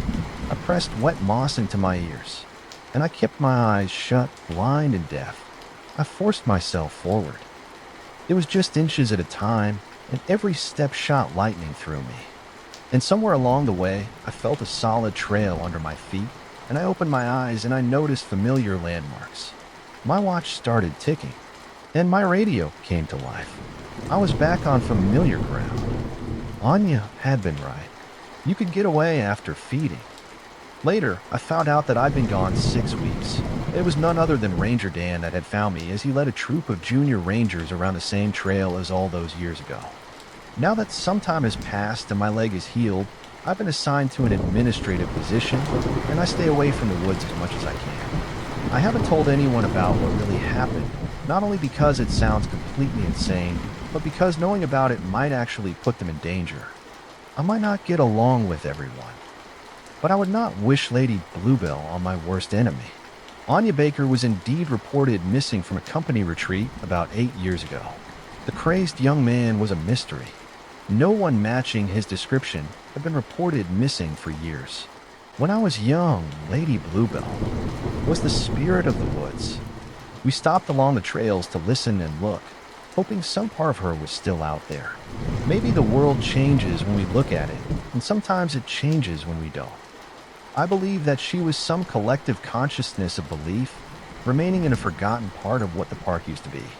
A creature we all made and abandoned. Like the ghost of someone who never truly was unheard, unseen, and unstoppable. Here. There was desperation and panic in the manager's voice as she blurted this out with a heavy breath. This matched the cashier's face, which changed from neutral and tired to dreadful and painfully awake. Another employee who was waiting behind a counter quickly got up and walked to somewhere in the back of the store. For context, it was a little past 9:30 at night. It had been a busy day for me. I had a test and multiple quizzes in my various classes, and I just got done with a hard gym session before returning to my apartment to find that I was fresh out of milk. I decided to run down to the convenience store located right under my apartment building. I knew they closed at 10, so I had plenty of time to pick up milk and browse their snacks. After finding nothing else of interest, I took the jug of milk to the counter to check out. Me being the only customer in the store at this point, the only other being 3 employees. Who were they? Maybe some sort of cleaning or maintenance crew for the store, but it wasn't closed yet. I picked up the milk jug and walked to the door. The manager stepped right in front of me. "We can't let you leave right now," she said. "It's not safe. You're just going to have to wait with us for them to pass through." "Who are they?" I asked. Why the hell was she blocking me from leaving? I would have imagined the store employees would want me to get out of the store now that closing time was coming up. The manager thought about my question for a moment before shaking her head and sighing like she was too stressed to give me an explanation at the moment. She turned around to pull down the metal blinds along the storefront, ignoring my question. As I said, they weren't supposed to close quite yet. It wasn't time. I decided I wasn't sticking around for whatever game they were playing. I walked to the door, but I stopped myself before going outside. On the other side of the door was a man dressed in an old yet expensive and fancy-looking suit with a big top hat. It looked as if a stock trader from the 1920s was ripped through space and time, placed on the other side of the glass. Only seconds passed before I heard a disembodied scream come from behind me. I looked back to the cashier with her hands over her mouth, looking at me with tears rolling down her face. The manager returned to the front of the store. When she saw me standing in front of the door and the man on the other side, she directed a loud and firm command at me. "Get away from the door now." "I did it," she said, walking back to her. But before I could ask or say anything, she squawked another command. "Go hide behind an aisle. Wait for me to tell you to come out. If you don't do as I tell you, you're going to die tonight. Now go." I had a mix of emotions and thoughts, but something told me that listening to her was my best bet. Still, I hadn't thought of a reason right then as to why my or anyone else's lives would be in danger. Maybe this man was a frequent problem for the store and harassed employees or what have you anyway. I did as I was told. I set the milk on the checkout counter, and I went to hide between some aisles in the corner of the store. I just stood there for a moment, feeling awkward and a little afraid of whatever was going on. I took out my phone, but it wouldn't turn on. I could have sworn it wasn't dead when I left my apartment. Unfortunate. I guess I just had to sit it out for now. I heard the manager talking to the cashier, who seemed quite afraid of the man or whatever was going on. About 2 minutes later, I heard the automatic doors open, and someone walked in. The echoing footsteps broke the silence as they approached the counter. They stopped, and silence filled the store once again, but only for a few seconds. A man with a friendly tone broke the silence. "Good evening." "Hello," the cashier responded. "Would you be so kind as to point me in the direction of where your store meets?" I tiptoed to the edge of the aisle and looked towards the counter. The man I saw outside was now standing in front of the cashier. He stood with perfect posture. He was much taller than I expected. He must have been around 6'5" or 6'6", and his stature towered even higher over the short cashier with his tall top hat. The cashier replied to him very timidly. "We have some packages of lunch meat, turkey ham. They're in that section right over there, you see." "Oh, I'm sorry, dear," the man in the suit interrupted. "I do not believe we are talking about the same thing. I was told there would be a fair stock of freshly harvested meats available for purchase. I don't know what you mean, sir." "Oh, I think you do." The man didn't move. He stayed standing in front of the counter, staring the silent cashier down. She looked down in despair. I could hear her breathing and whimpering as the man remained. It was as if he were programmed like an NPC character in a game, waiting for input before he could deliver another line of dialogue or make any move. I saw the manager walk up from behind. She must have been waiting in the back of the store, standing behind the man, albeit a good distance away. She addressed him herself. "How can we help you, sir?"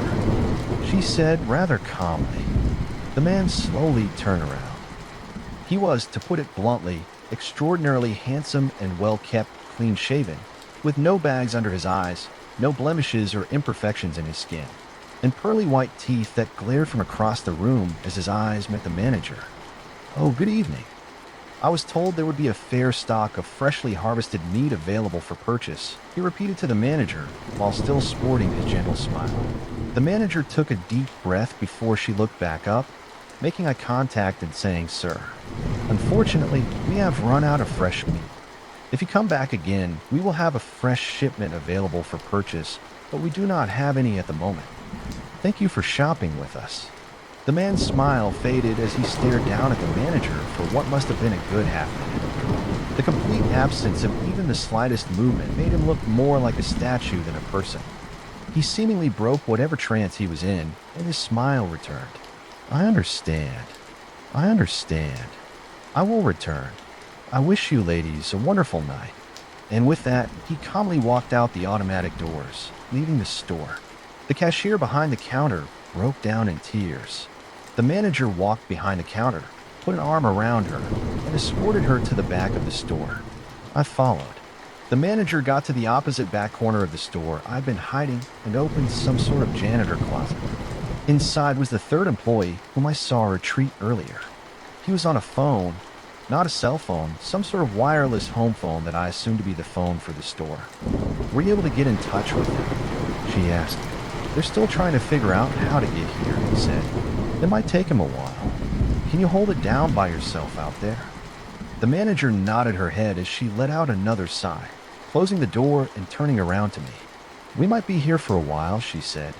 "I need one of my employees on the phone so we can get help. And the other seems to be incapable of helping. So I need you to do as I say so we can all survive this. You don't have a choice.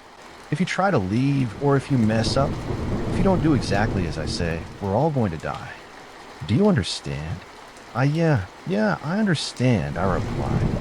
Though I was far from assured of my ability, and even more so that any of this was real, I still had no clue what was going on and who they were, either regarding the old man in the suit or whomever the employee in the closet was on the phone with. The manager walked behind the counter next to the first register. I thought about running, about booking it out of the door, getting back to my apartment where I wouldn't have to deal with this circus of a prank they were running, but I didn't have time to make a plan to run. The automatic doors opened again, and I heard quieter, yet frantic footsteps enter. I looked at the manager, and she waved her hand and silently mouthed what I assumed to be hidden. Before ducking under the counter herself, I shuffled back to my original spot behind the aisles. There was the sickly sound of heavy breathing, like that of an old asthmatic man. They ran from the entrance to the counter. They stopped for a moment, but the breathing was incessant. It began running again. It seemed to get close, then far. Then closer, then far and closer again.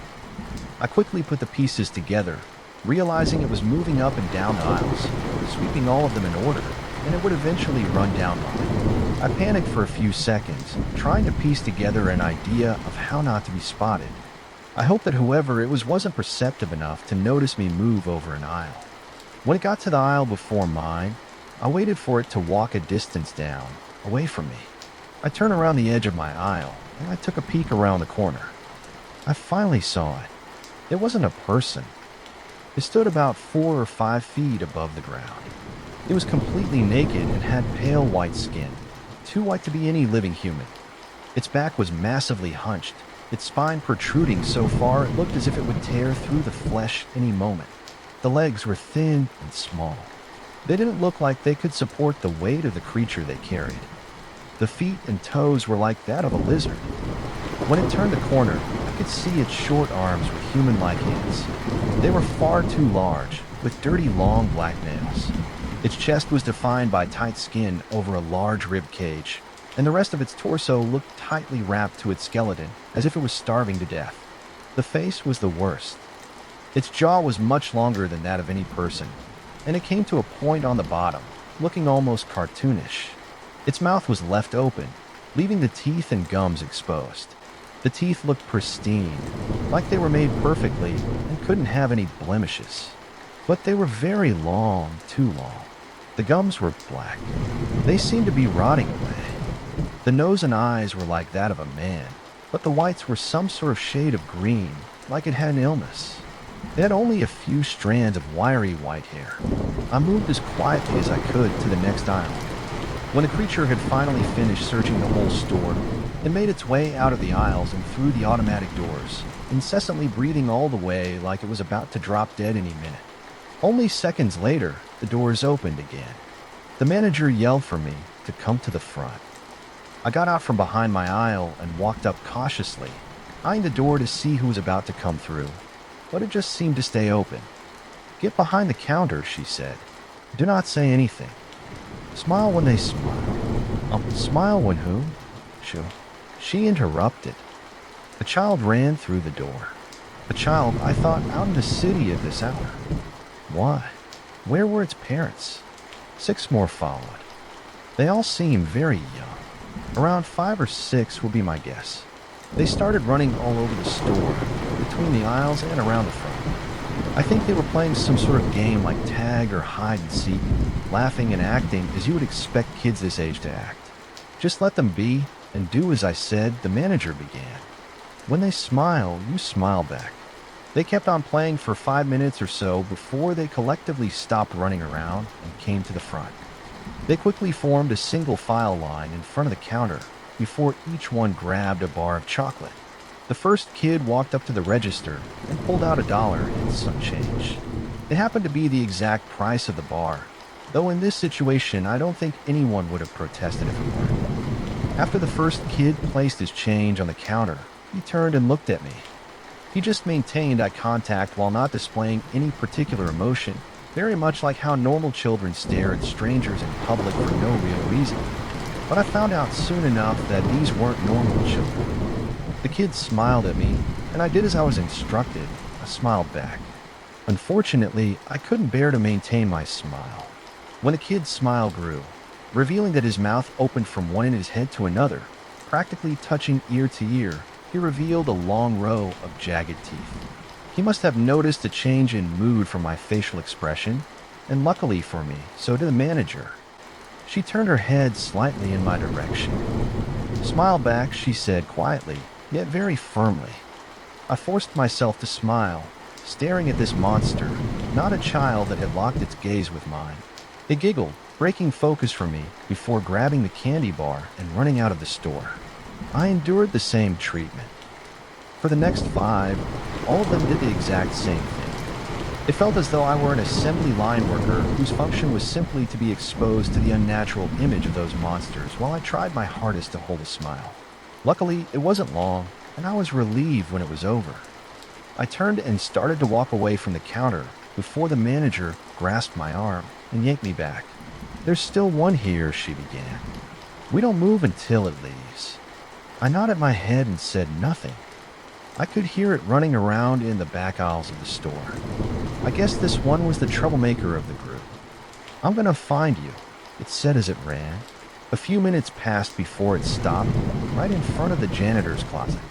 It looked up at it like it knew something before gripping the handle and pulling it down. The cashier was holding the door and tried to resist it from opening, but it was nowhere near strong enough. The child monster let out a scream before yanking the door with incredible force, breaking it off its hinges and sending the cashier across the floor. It looked back and forth from the cashier to the other employee on the phone, and then in a playful voice, it said, "I'm going to tell you," before it proceeded to run out of the store, giggling the entire time, not bothering to buy a candy bar like the others. The cashier seemed to be knocked unconscious. The other employee peeked out of the closet. With the door now gone, he looked up at the manager. "What do we do now? We have no idea which one the kid is going to wake up. It could be one of the thousands. Our friends haven't found their way here yet either. I think we need to make a run for it." "No," she interrupted. "You and I both know that won't play out well for us. We need to stay here until it passes or until the team gets here. Take the phone and go hide behind the house. We need to keep in touch if we don't." "Oh shit, hide." The manager ducked under the counter. Me and the employee with the phone ran to the back corner of the store. As the automatic doors opened once again, I looked back to see we'd forgotten something. The cashier was still on the floor, knocked out and unresponsive. I tried to get to her, but I was caught by the employee next to me. With the phone still in one hand, shaking his head, he whispered to me, Don't man, it's too late. My heart sank in my chest, but I believed him. I sat down with weak legs. Again, the store was quiet. Quiet enough for us to hear the hooves clanking against the hard floor as they entered. Sadistic laughter joined them. This one sounded like an adult voice, likely a man. The steps were loud enough that it was obvious whatever was walking had some weight to it. It was walking next to the aisles opposite of us, where the cashier was still laying. We moved to the edge of our aisle, but stayed long enough to see it. Coming into view from behind the aisle opposite of US were the legs of a deer supporting the upper body of a man. Or at least it looked to be the case. I couldn't be sure because it was clothed in a red and blue clown outfit. The jester-style hat matched the colors. It stood around 6 feet or so, but the body underneath stretched the arms and shoulders of the outfit from its massive build. The hands were black, and each finger had a jagged, long, sharp nail.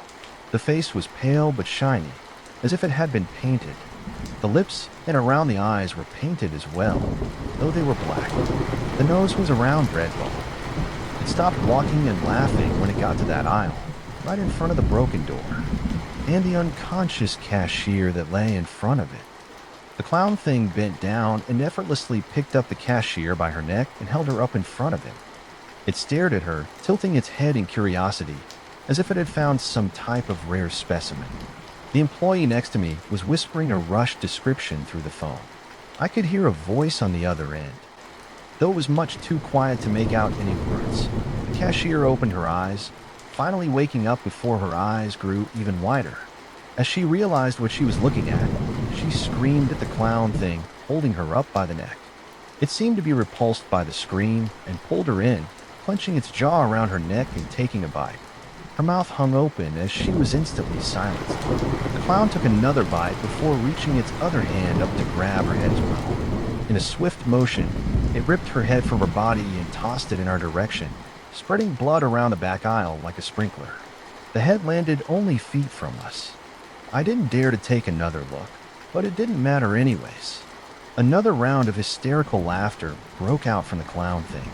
"I know you're over there, but I made it." "I'm sure you're a trick," it asked.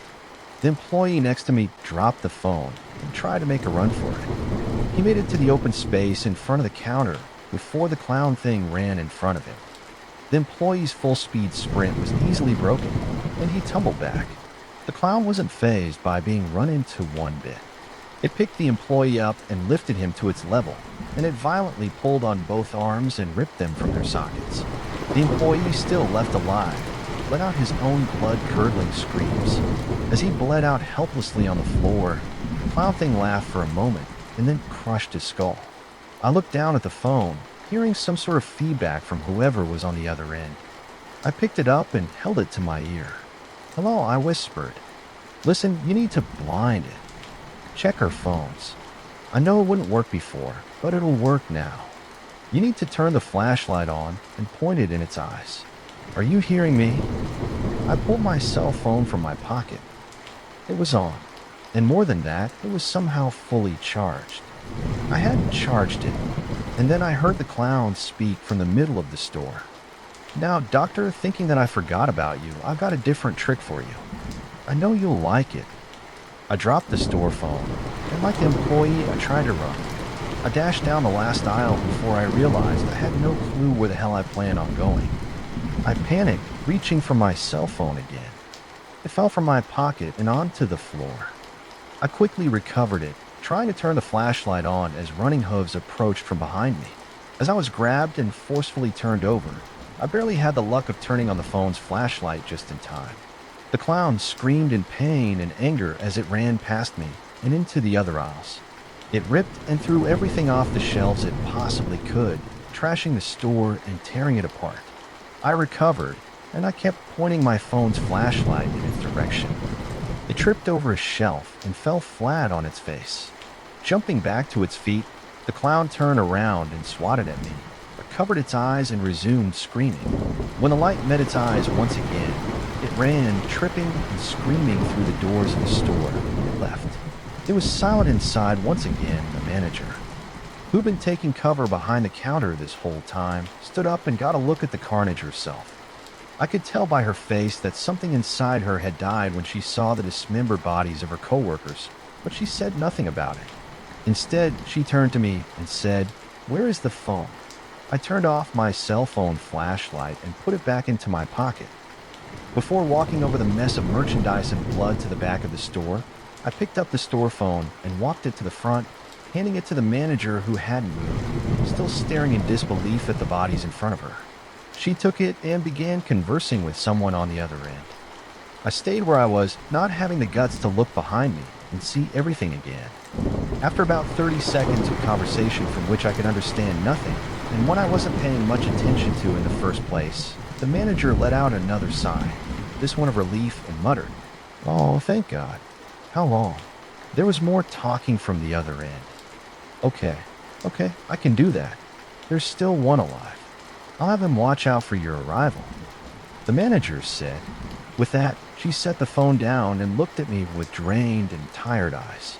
I needed to stand by the door and watch for black SUVs to pull up. "Let me know when they get here. Yell to me, and I'll tell you if they're the team we're expecting. If they're not, then hide. I need to do something in the back." She picked back up the phone and headed to the back of the store. I didn't feel like asking any more questions. I figured that whoever this team was, they must be our way out of this nightmare. I walked over and stood in front of the automatic doors, looking outside. I couldn't see anything but the typical ST. I knew, but with no one on it. All the time I waited, I could hear the manager tinkering with something in the back. It was here that I began to process everything I'd just been through. It was too much. My thoughts and emotions ran wild in my head, but above all, I wanted to know what this was. For the next few minutes, I weighed the possibilities in my head and contemplated the merit of each of them, of any of them. None of them gave a clear explanation, and I still don't have one eventually. The black SUVs pulled up, and a mix of men in tactical gear with rifles and others in formal suits poured out. There were 4 or 5 cars and around 6 people, empty from each. I turned to the back of the store and yelled, "Hey, is this them? They're here, I think." No response. "Hey," I yelled again as I walked to the back of the store. At the end of the backmost aisle, the phone lay on the ground. I walked up to it in confusion and kneeled to pick it up, but I was close enough to make out the yells on the other end before I did. "We're here. Do you copy? Hello. Our team is entering now. Are you still with us? Hello." Before I could pick up the phone, I stood back up and walked around a corner. Into the last aisle, the manager was on the ground, laying face up and in a pool of her own blood. Her body was cut open at the belly, and on top of her crouched a man. It was the man from earlier, the first one who walked in, the tall man with a fancy old suit and hat, but this time, he was without the hat and coat for his suit. He held a large knife, which he was carving into the manager's body. Organs surrounded the two. He must have cut them out. He looked up from what he was doing, and he smiled at me before looking back down and continuing. In a matter-of-fact voice, he spoke to me. I did say I would be back for the meat. I don't have any problem harvesting it myself. With that, he pulled their heart out and held it up like it was a piece of art he was proud of. Before putting it in a suitcase on the floor next to him and closing it, he stood up, looked at May, and then at his knife. "I'm sure that you'll give me fine cuts too." And then he smiled at me. I turned back around the corner and I ran for the door, and he stopped in his tracks when he saw the men approaching from outside. "Oh, well, aren't you the lucky one tonight?" He returned his knife to a sheath in his vest. Before calmly turning around and heading back into the last aisle, he came back with his suitcase in hand and the manager's body over his shoulder, carrying her like she was weightless. He approached the janitor's closet and opened the door. I swore it was ripped off its hinges not minutes earlier. When he opened it, cold air poured out and in the small angle available to me, I saw a body hanging from a meat hook. The man walked in, throwing the manager's body somewhere inside before turning around and grabbing the door handle. He looked at me one last time before closing it, and in a friendly tone, he spoke one last time. "Good day." The automatic doors opened behind me, and the swarm of men rushed in. Immediately, half a dozen or so walked to the closet door and pointed their weapons at it. When it opened, they were met with the inside of a closet and nothing more. Shit, I heard one say before kicking something off the shelf. We've been after that son of a bitch for months. How does he get away every time? The rest swept around the remainder of the store. Some brought in weird-looking equipment. Too much was happening for me to account for all of it, but I did take some note of what they were doing. Some collected hairs that had fallen on the floor. Others used a black light to show footprints. They collected all the change in $1 bits that the children had paid with eventually. 2 large boxes were brought in that they used to collect the bodies of the other workers. I was left unaccounted for, it seemed.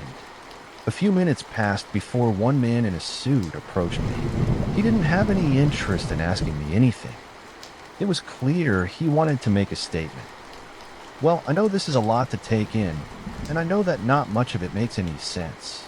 There's no way we can explain it to you that it will. I'm sorry for whatever you had to see or experience tonight, but there's nothing we can do about it. These things are doing this to people all over the world, the reasons we have yet to discover. This is the 7th time this store, in particular, has been targeted. We are doing what we can. We are one of the only ones out there trying to stop them. We need you to stay silent about this. If people know about us, if they find out, we'll be shut down and none of this will ever be fixed. People will die, and it'll only get worse. If you want to save anyone else, keep your mouth shut. He looked at me in pity for a moment, and then he pointed towards the entrance. You can walk out those doors whenever you're ready. I don't know what he meant, but I never planned on keeping it silent. What happened to those convenience store workers needs to be told. People need to be aware of this, though I didn't let my intention to be known there. I said nothing and walked through the automatic doors and outside, in front of the street packed with their vehicles. I looked back at the store. The lights were on, and it was empty. I turned back to the street. The SUVs were all gone. People were back, walking about like they would on any other night. I heard the metro train approaching again. It was over.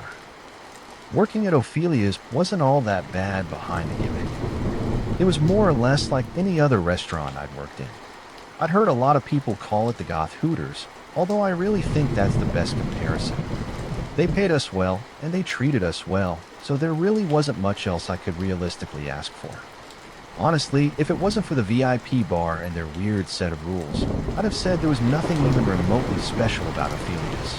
But there's the rub, right? The VIP bar and the rules surrounding it. On my first day working there, the owner himself sat me down to go over the rules, and they made it pretty clear that they took these rules very seriously. Yeah, they're mostly there for both guidance and as, precaution, he said. Corporate really pushes us to make sure they're in force. So try to keep them in mind when you're on shift. And I know some of them might seem a little absurd, but I promise you, they're there for a reason. I told him that I understood and assured him I'd do everything I could to follow the rules. And I meant that. Even if I wasn't entirely sure why they needed to exist in the first place. So were the rules for working in Ophelia's. I'll tell you, Lord knows I have read them over so many times that I know them by heart. They were posted in the kitchen, behind the bar, and by the employee lockers, so it was hard to go anywhere without being reminded of them. Rule number 1. If a guest presents a black card, it must be taken to the bar and scanned. If the card is approved by our system, lead them to the VIP bar, which can be accessed through an unmarked door in the back of the restaurant. Number 2. If the card is not approved, notify the management immediately, but do not notify the guest and do not engage in conversation with the guest. No new guest may be seated until the unapproved guest has been dealt with. Please see lockdown and evacuation procedures for instructions in the event of an escalation. Number 3. Please review the lockdown and evacuation procedures regularly. The safety of our staff and guests is our top priority. Be familiar with emergency exits and safe zones. Number 4. Only employees with a Violet Lanyard ID badge are to be allowed access to the VIP bar. Wait staff are not to follow the guest into the VIP bar, even if invited. If a guest invites a staff member into the VIP bar, they are to refuse and report the incident to management. Neither the VIP bar nor the policies surrounding the VIP bar are to be discussed with outside parties. Violation of this rule will result in instant termination, Number 7. While on shift, you will be given a name to use. The name you are given must be used at all times while inside the restaurant. Do not tell the customers your real name under any circumstances. Number 8. For your safety, do not make direct eye contact with a guest, especially if they have presented you with a black card. Number 9. If any guest requests to meet up with you outside of work or asks for your real name, you are to say no. If the guest persists, call management. Number 10. If you suspect a guest has followed you outside of work, inform the management ASAP. They will decide whether the police need to be contacted or if the problem should be dealt with by another AVE. Do not contact the police yourself. So like I said, the rules were weird. No eye contact, using fake names, being encouraged to report incidents to the management instead of calling the police. I'll seem a little suspicious, you know. Then there's the whole set of rules regarding the VIP bar. They weren't joking about taking them seriously either. I'd seen the waitress, Persephone, tear some girls a new one for flirting with customers or using their real names in the restaurant. I had even seen her fire people on the spot. This one girl was let go when she posted a picture of the rules online. And one of the bartenders who'd started around the same time I had lost his job after trying to sneak into the VIP bar. Now, Persephone wasn't necessarily someone I describe as strict.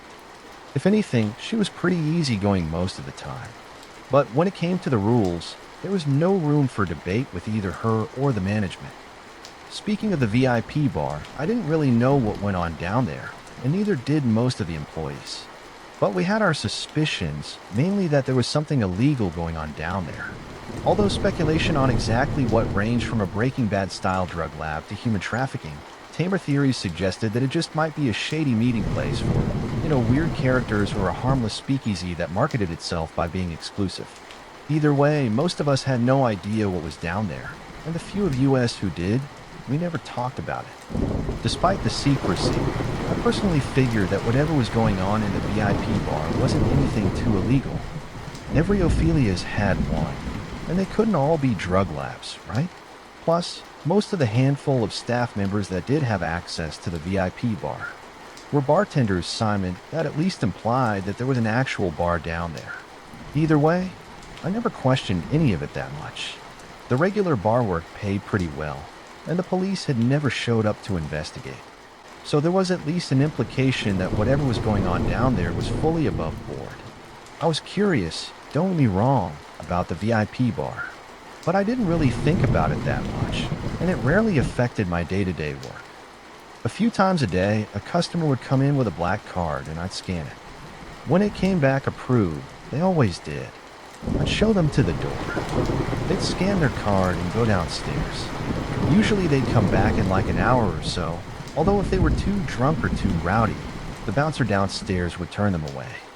I'd never, actually seen the downstairs bouncer, but I was told we had one. Now, the black card customers never really stood out to me in any meaningful way. They just seemed like regular people going about their business. Sometimes they'd come in groups, sometimes they'd come alone, sometimes they'd eat before showing their card to go downstairs, and sometimes they'd eat after. There were some faces I learned to recognize as regular black card customers, and during the brief conversations I had with some of them as they got a drink at the bar, they not only seemed pretty nice, they seemed normal. They weren't shady. They never acted like they were hiding anything, or like what went down in the bar was some big secret. They seemed extremely normal, and I think that's a big part why I didn't question what was going on down there. There truly didn't seem to be anything that off about it. The mystery didn't seem important or even like much of a mystery. Yeah, it was weird, but the entire freaking restaurant was weird. They paid well. Nothing seemed shady. I didn't question it, and everything was fine. And then Hector showed up. Now, Hector Volvo looked to be in his mid-50s. He had graying hair, tan, leathery skin, and a sort of weathered look to him. Although his physique was damn near godlike, I could see his arms under his t-shirt, and it was pretty clear that he hadn't missed a lot of days at the gym. Now he wasn't a regular. I'd never actually seen him there before, which is part of why I didn't pay that much attention to him at first when he came in. He sat at a booth in Kitty's section, and he snacked on some appetizers. Calamari from the look of it. Kitty came in to check on him every so often, although Hector mostly seemed content to get his calamari, check his phone. At one point, I did notice him reach out to grab her arm, and I saw that she did pause to look at him, although didn't think much of it if she'd had a problem with him. She would have told me. I mean, maybe I'm not the toughest guy in the world, but not that small. And I got a deeper voice at times, which makes it easy for me to come off as intimidating, even though I've never thrown a punch in my life. As a result, most of the girls usually came to me when they had a problem with a customer. Kitty was no exception. Now, I wouldn't exactly call us friends, but we got along, and I always liked her. Kitty was in her mid-20s with long black hair, but she usually wore this. She was a good-looking woman, and I'd had to step in a few times before when some drunk customer had confused customer service with a smile for flirting and gotten upset when she politely declined their advances. Since Kitty hadn't said anything to me about Hector touching her arm, I was willing to completely forget it, until she came to me with a black card. "This is from the gentleman at 17, she said. I nodded, and I took the card from her before taking it to the computer at the far side of the bar. The black card had a picture of the owner as well as his name, Hector Volume 6, although no information aside from that. They didn't have any address. No date of birth. There wasn't any logo denoting who the card belonged to, just a red four-pointed star in the upper right-hand corner, not a cross. This was clearly intended to be something else. Now all black cards look like this, so I mean Hector's wasn't anything special. I swiped the card and I waited for the approved notification to pop up, as it always did. Instead, a new notification popped up. Declined. Please contact management. My brow furrowed, and I looked over toward Hector. He was staring at the bar, and I made a point not to make direct eye contact as I swiped the card a second time. Declined. Please contact management. I set the black card aside, and I reached into my pocket to text the boss. He wasn't on site at the moment, but I knew he could be in about 20 minutes. Kitty stood by the bar, waiting on me. "Everything okay, Daniel?" she asked. "It's declined," I replied. Looking up at her, "Declined," she repeated. No, that can't be right. He said it's good." "Well, the system says otherwise," I said with a shrug. Her eyes settled on my phone, and for a moment I thought I saw something in her expression. Relief, maybe. I was about to ask her if she was okay, when I noticed that Hector had gotten up and was coming towards us. "Hey, everything is all right here?" he asked. Yeah, of course." I lied, putting on a fake smile for him. "Yeah, the VIP bar. It's just at full capacity right now. I'm checking with the host downstairs to see if we can fit you in." "At capacity?" Hector asked. He glanced at Kitty, but didn't say anything. "I'm sure you can make room for one more, can't you?" Yeah, of course, sir." "Yeah, we're just making sure we can. If you'd like to have a seat, I'll send you another drink at the house." Now, I figured that would be enough to get him to back off, but Hector didn't seem interested. "Oh, come on. It can't take this long to get an answer from the host, can it?" he asked. Sorry, sir.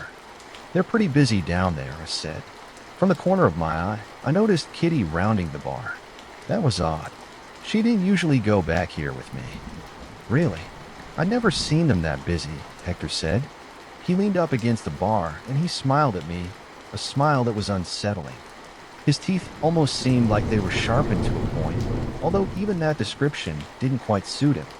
That smile, it looked like something you'd see on a deep-sea fish. "Oh, come on, why don't you just send me down? I won't cause a fuss, I promise," he said. "I'm sorry, sir." My breath caught in my throat a little.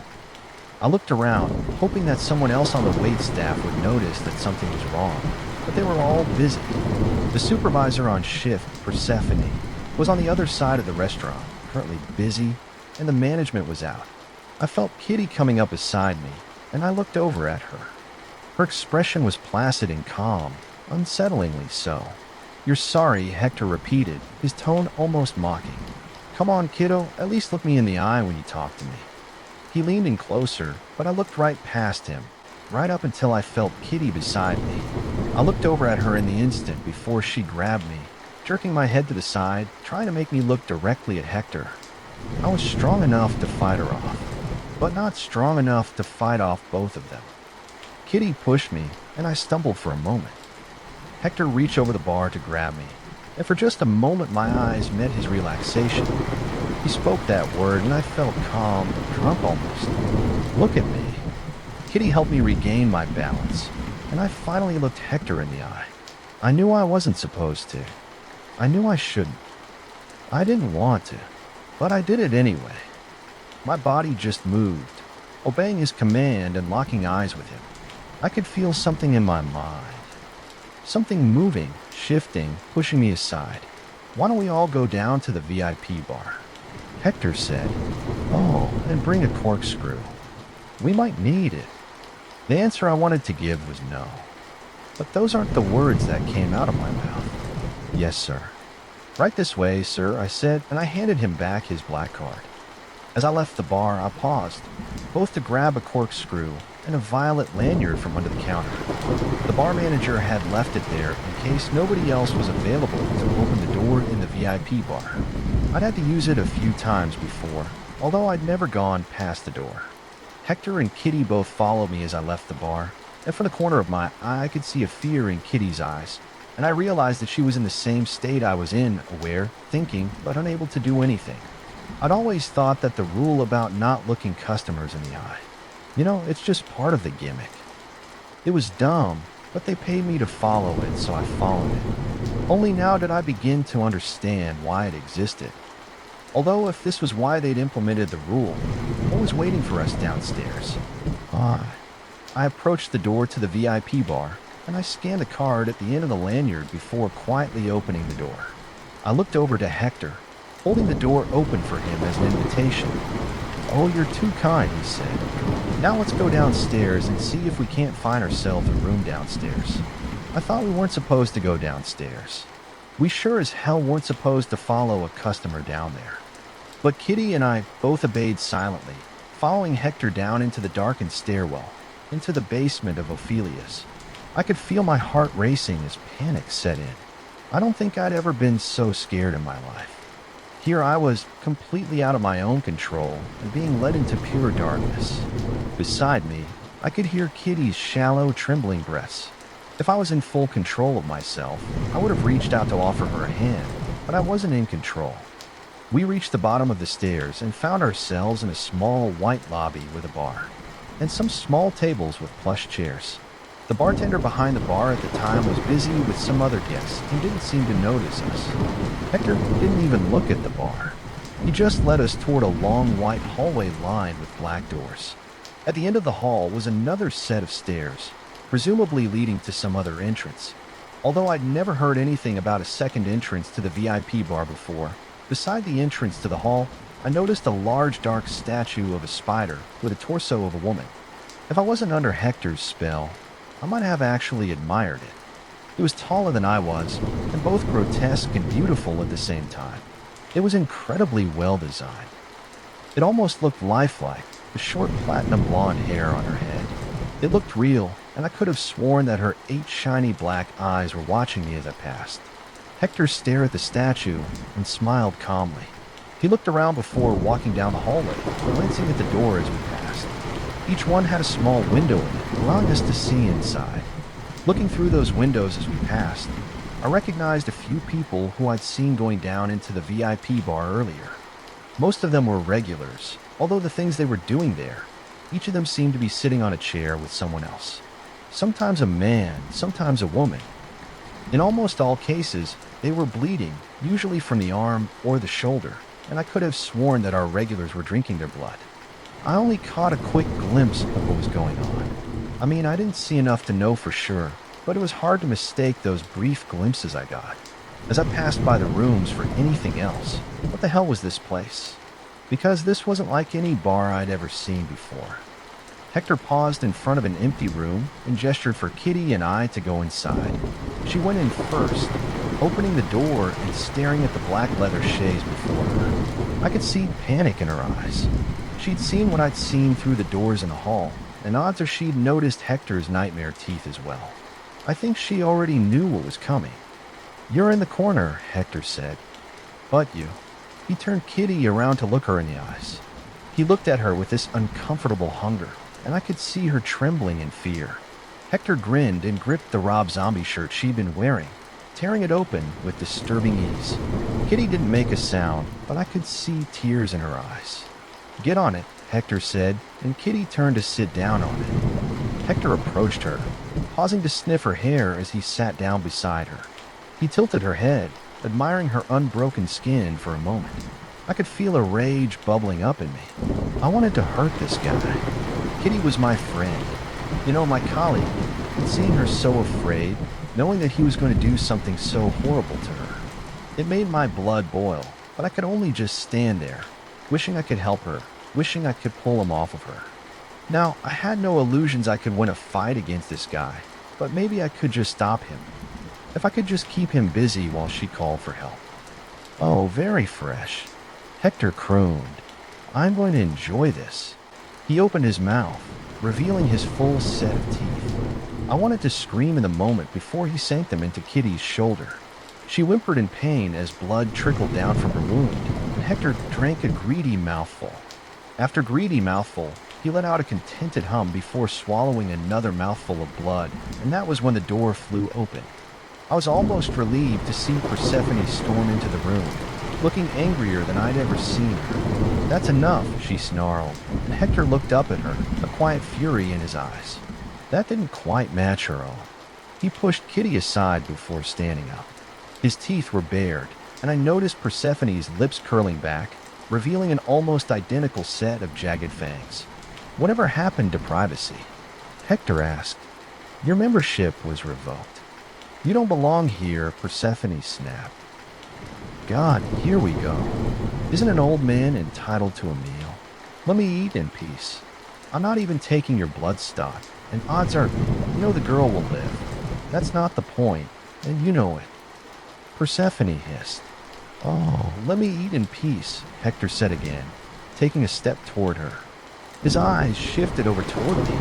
"We wouldn't want to make a mess of this situation, would we? That bartender of yours looks awfully upset. Be ashamed if he got hurt during this whole mess, wouldn't it?" Even though he didn't say it, I could sense what he wanted to do. I tried to fight my own body as it bent to his will, but I couldn't. I lifted the corkscrew on my hand up to my throat, and I stared at Persephone with wide, terrified eyes as I felt the sharp point touch my skin. Talk about pulling a cork. Hector chuckled. Persephone looked over at me, her eyes locked with mine, and I could feel something in my mind shifting, as if she was trying to influence me. Maybe the same way Hector did. Daniel put the corkscrew down, but my body didn't move. "You're a young kid," Hector began.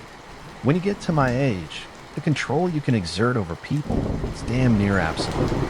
But it takes time and it takes patience. Last chance. Back off. Leave me to my meal. And they both get to go home tonight, keep this between us, and I might even share with you next time. When's the last time you had a square meal, girlie?" I could see a quiet defeat in Persephone's eyes, and the gears in her head seemed to be turning. "Fine," she finally said. "You can dine here, but if you do, you abide by our rules. The staff is off limits. Those two are off limits. I can get you better blood. I can get you as much as you want, but I need an assurance. I need them both to go free." Hector seemed to think it over. "Is that so?"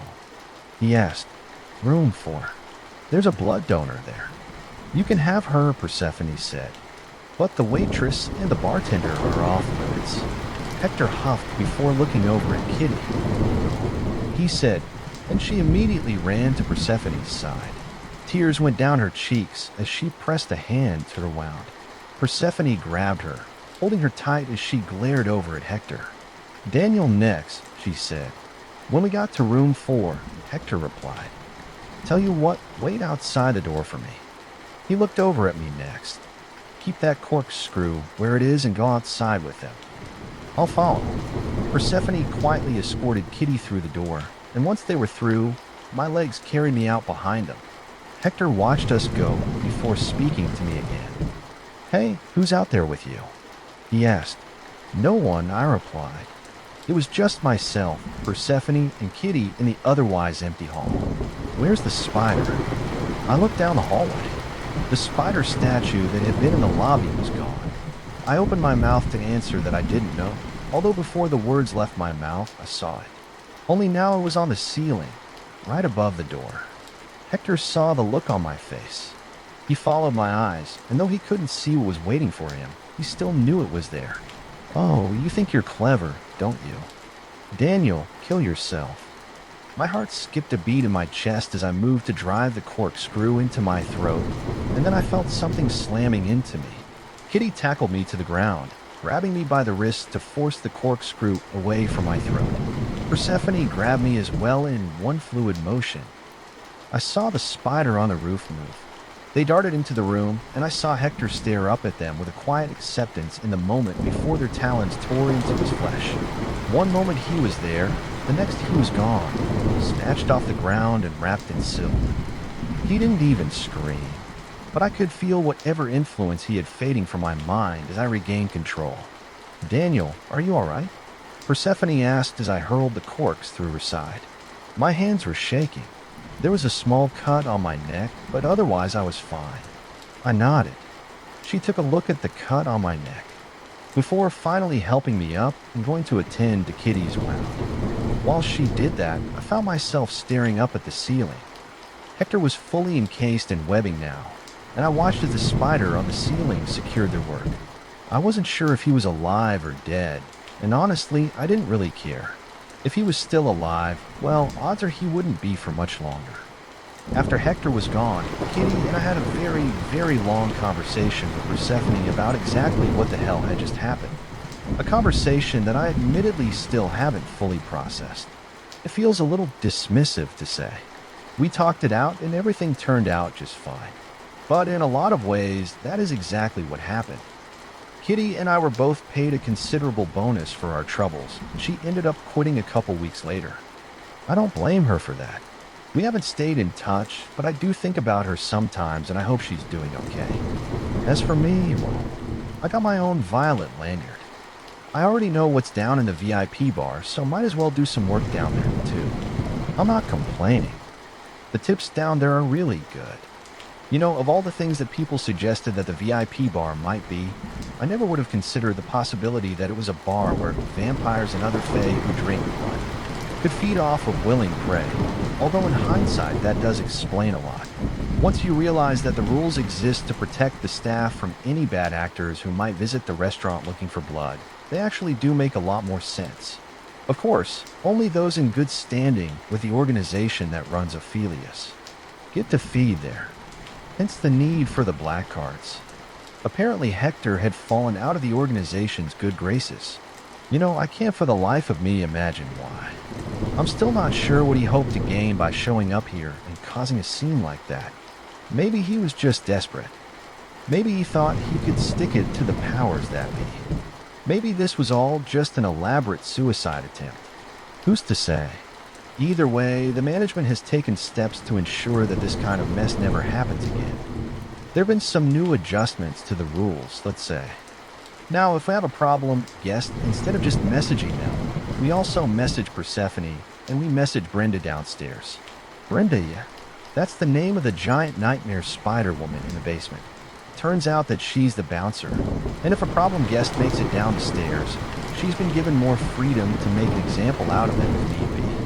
Now, on one hand, I think that the policy is a little draconian, but on the other hand, after what I've been through, I can't really argue with it. And in the end, it really isn't my world down there. It's theirs. I don't need to understand it. My job is just to keep the drinks coming, and that's exactly what I intend to do.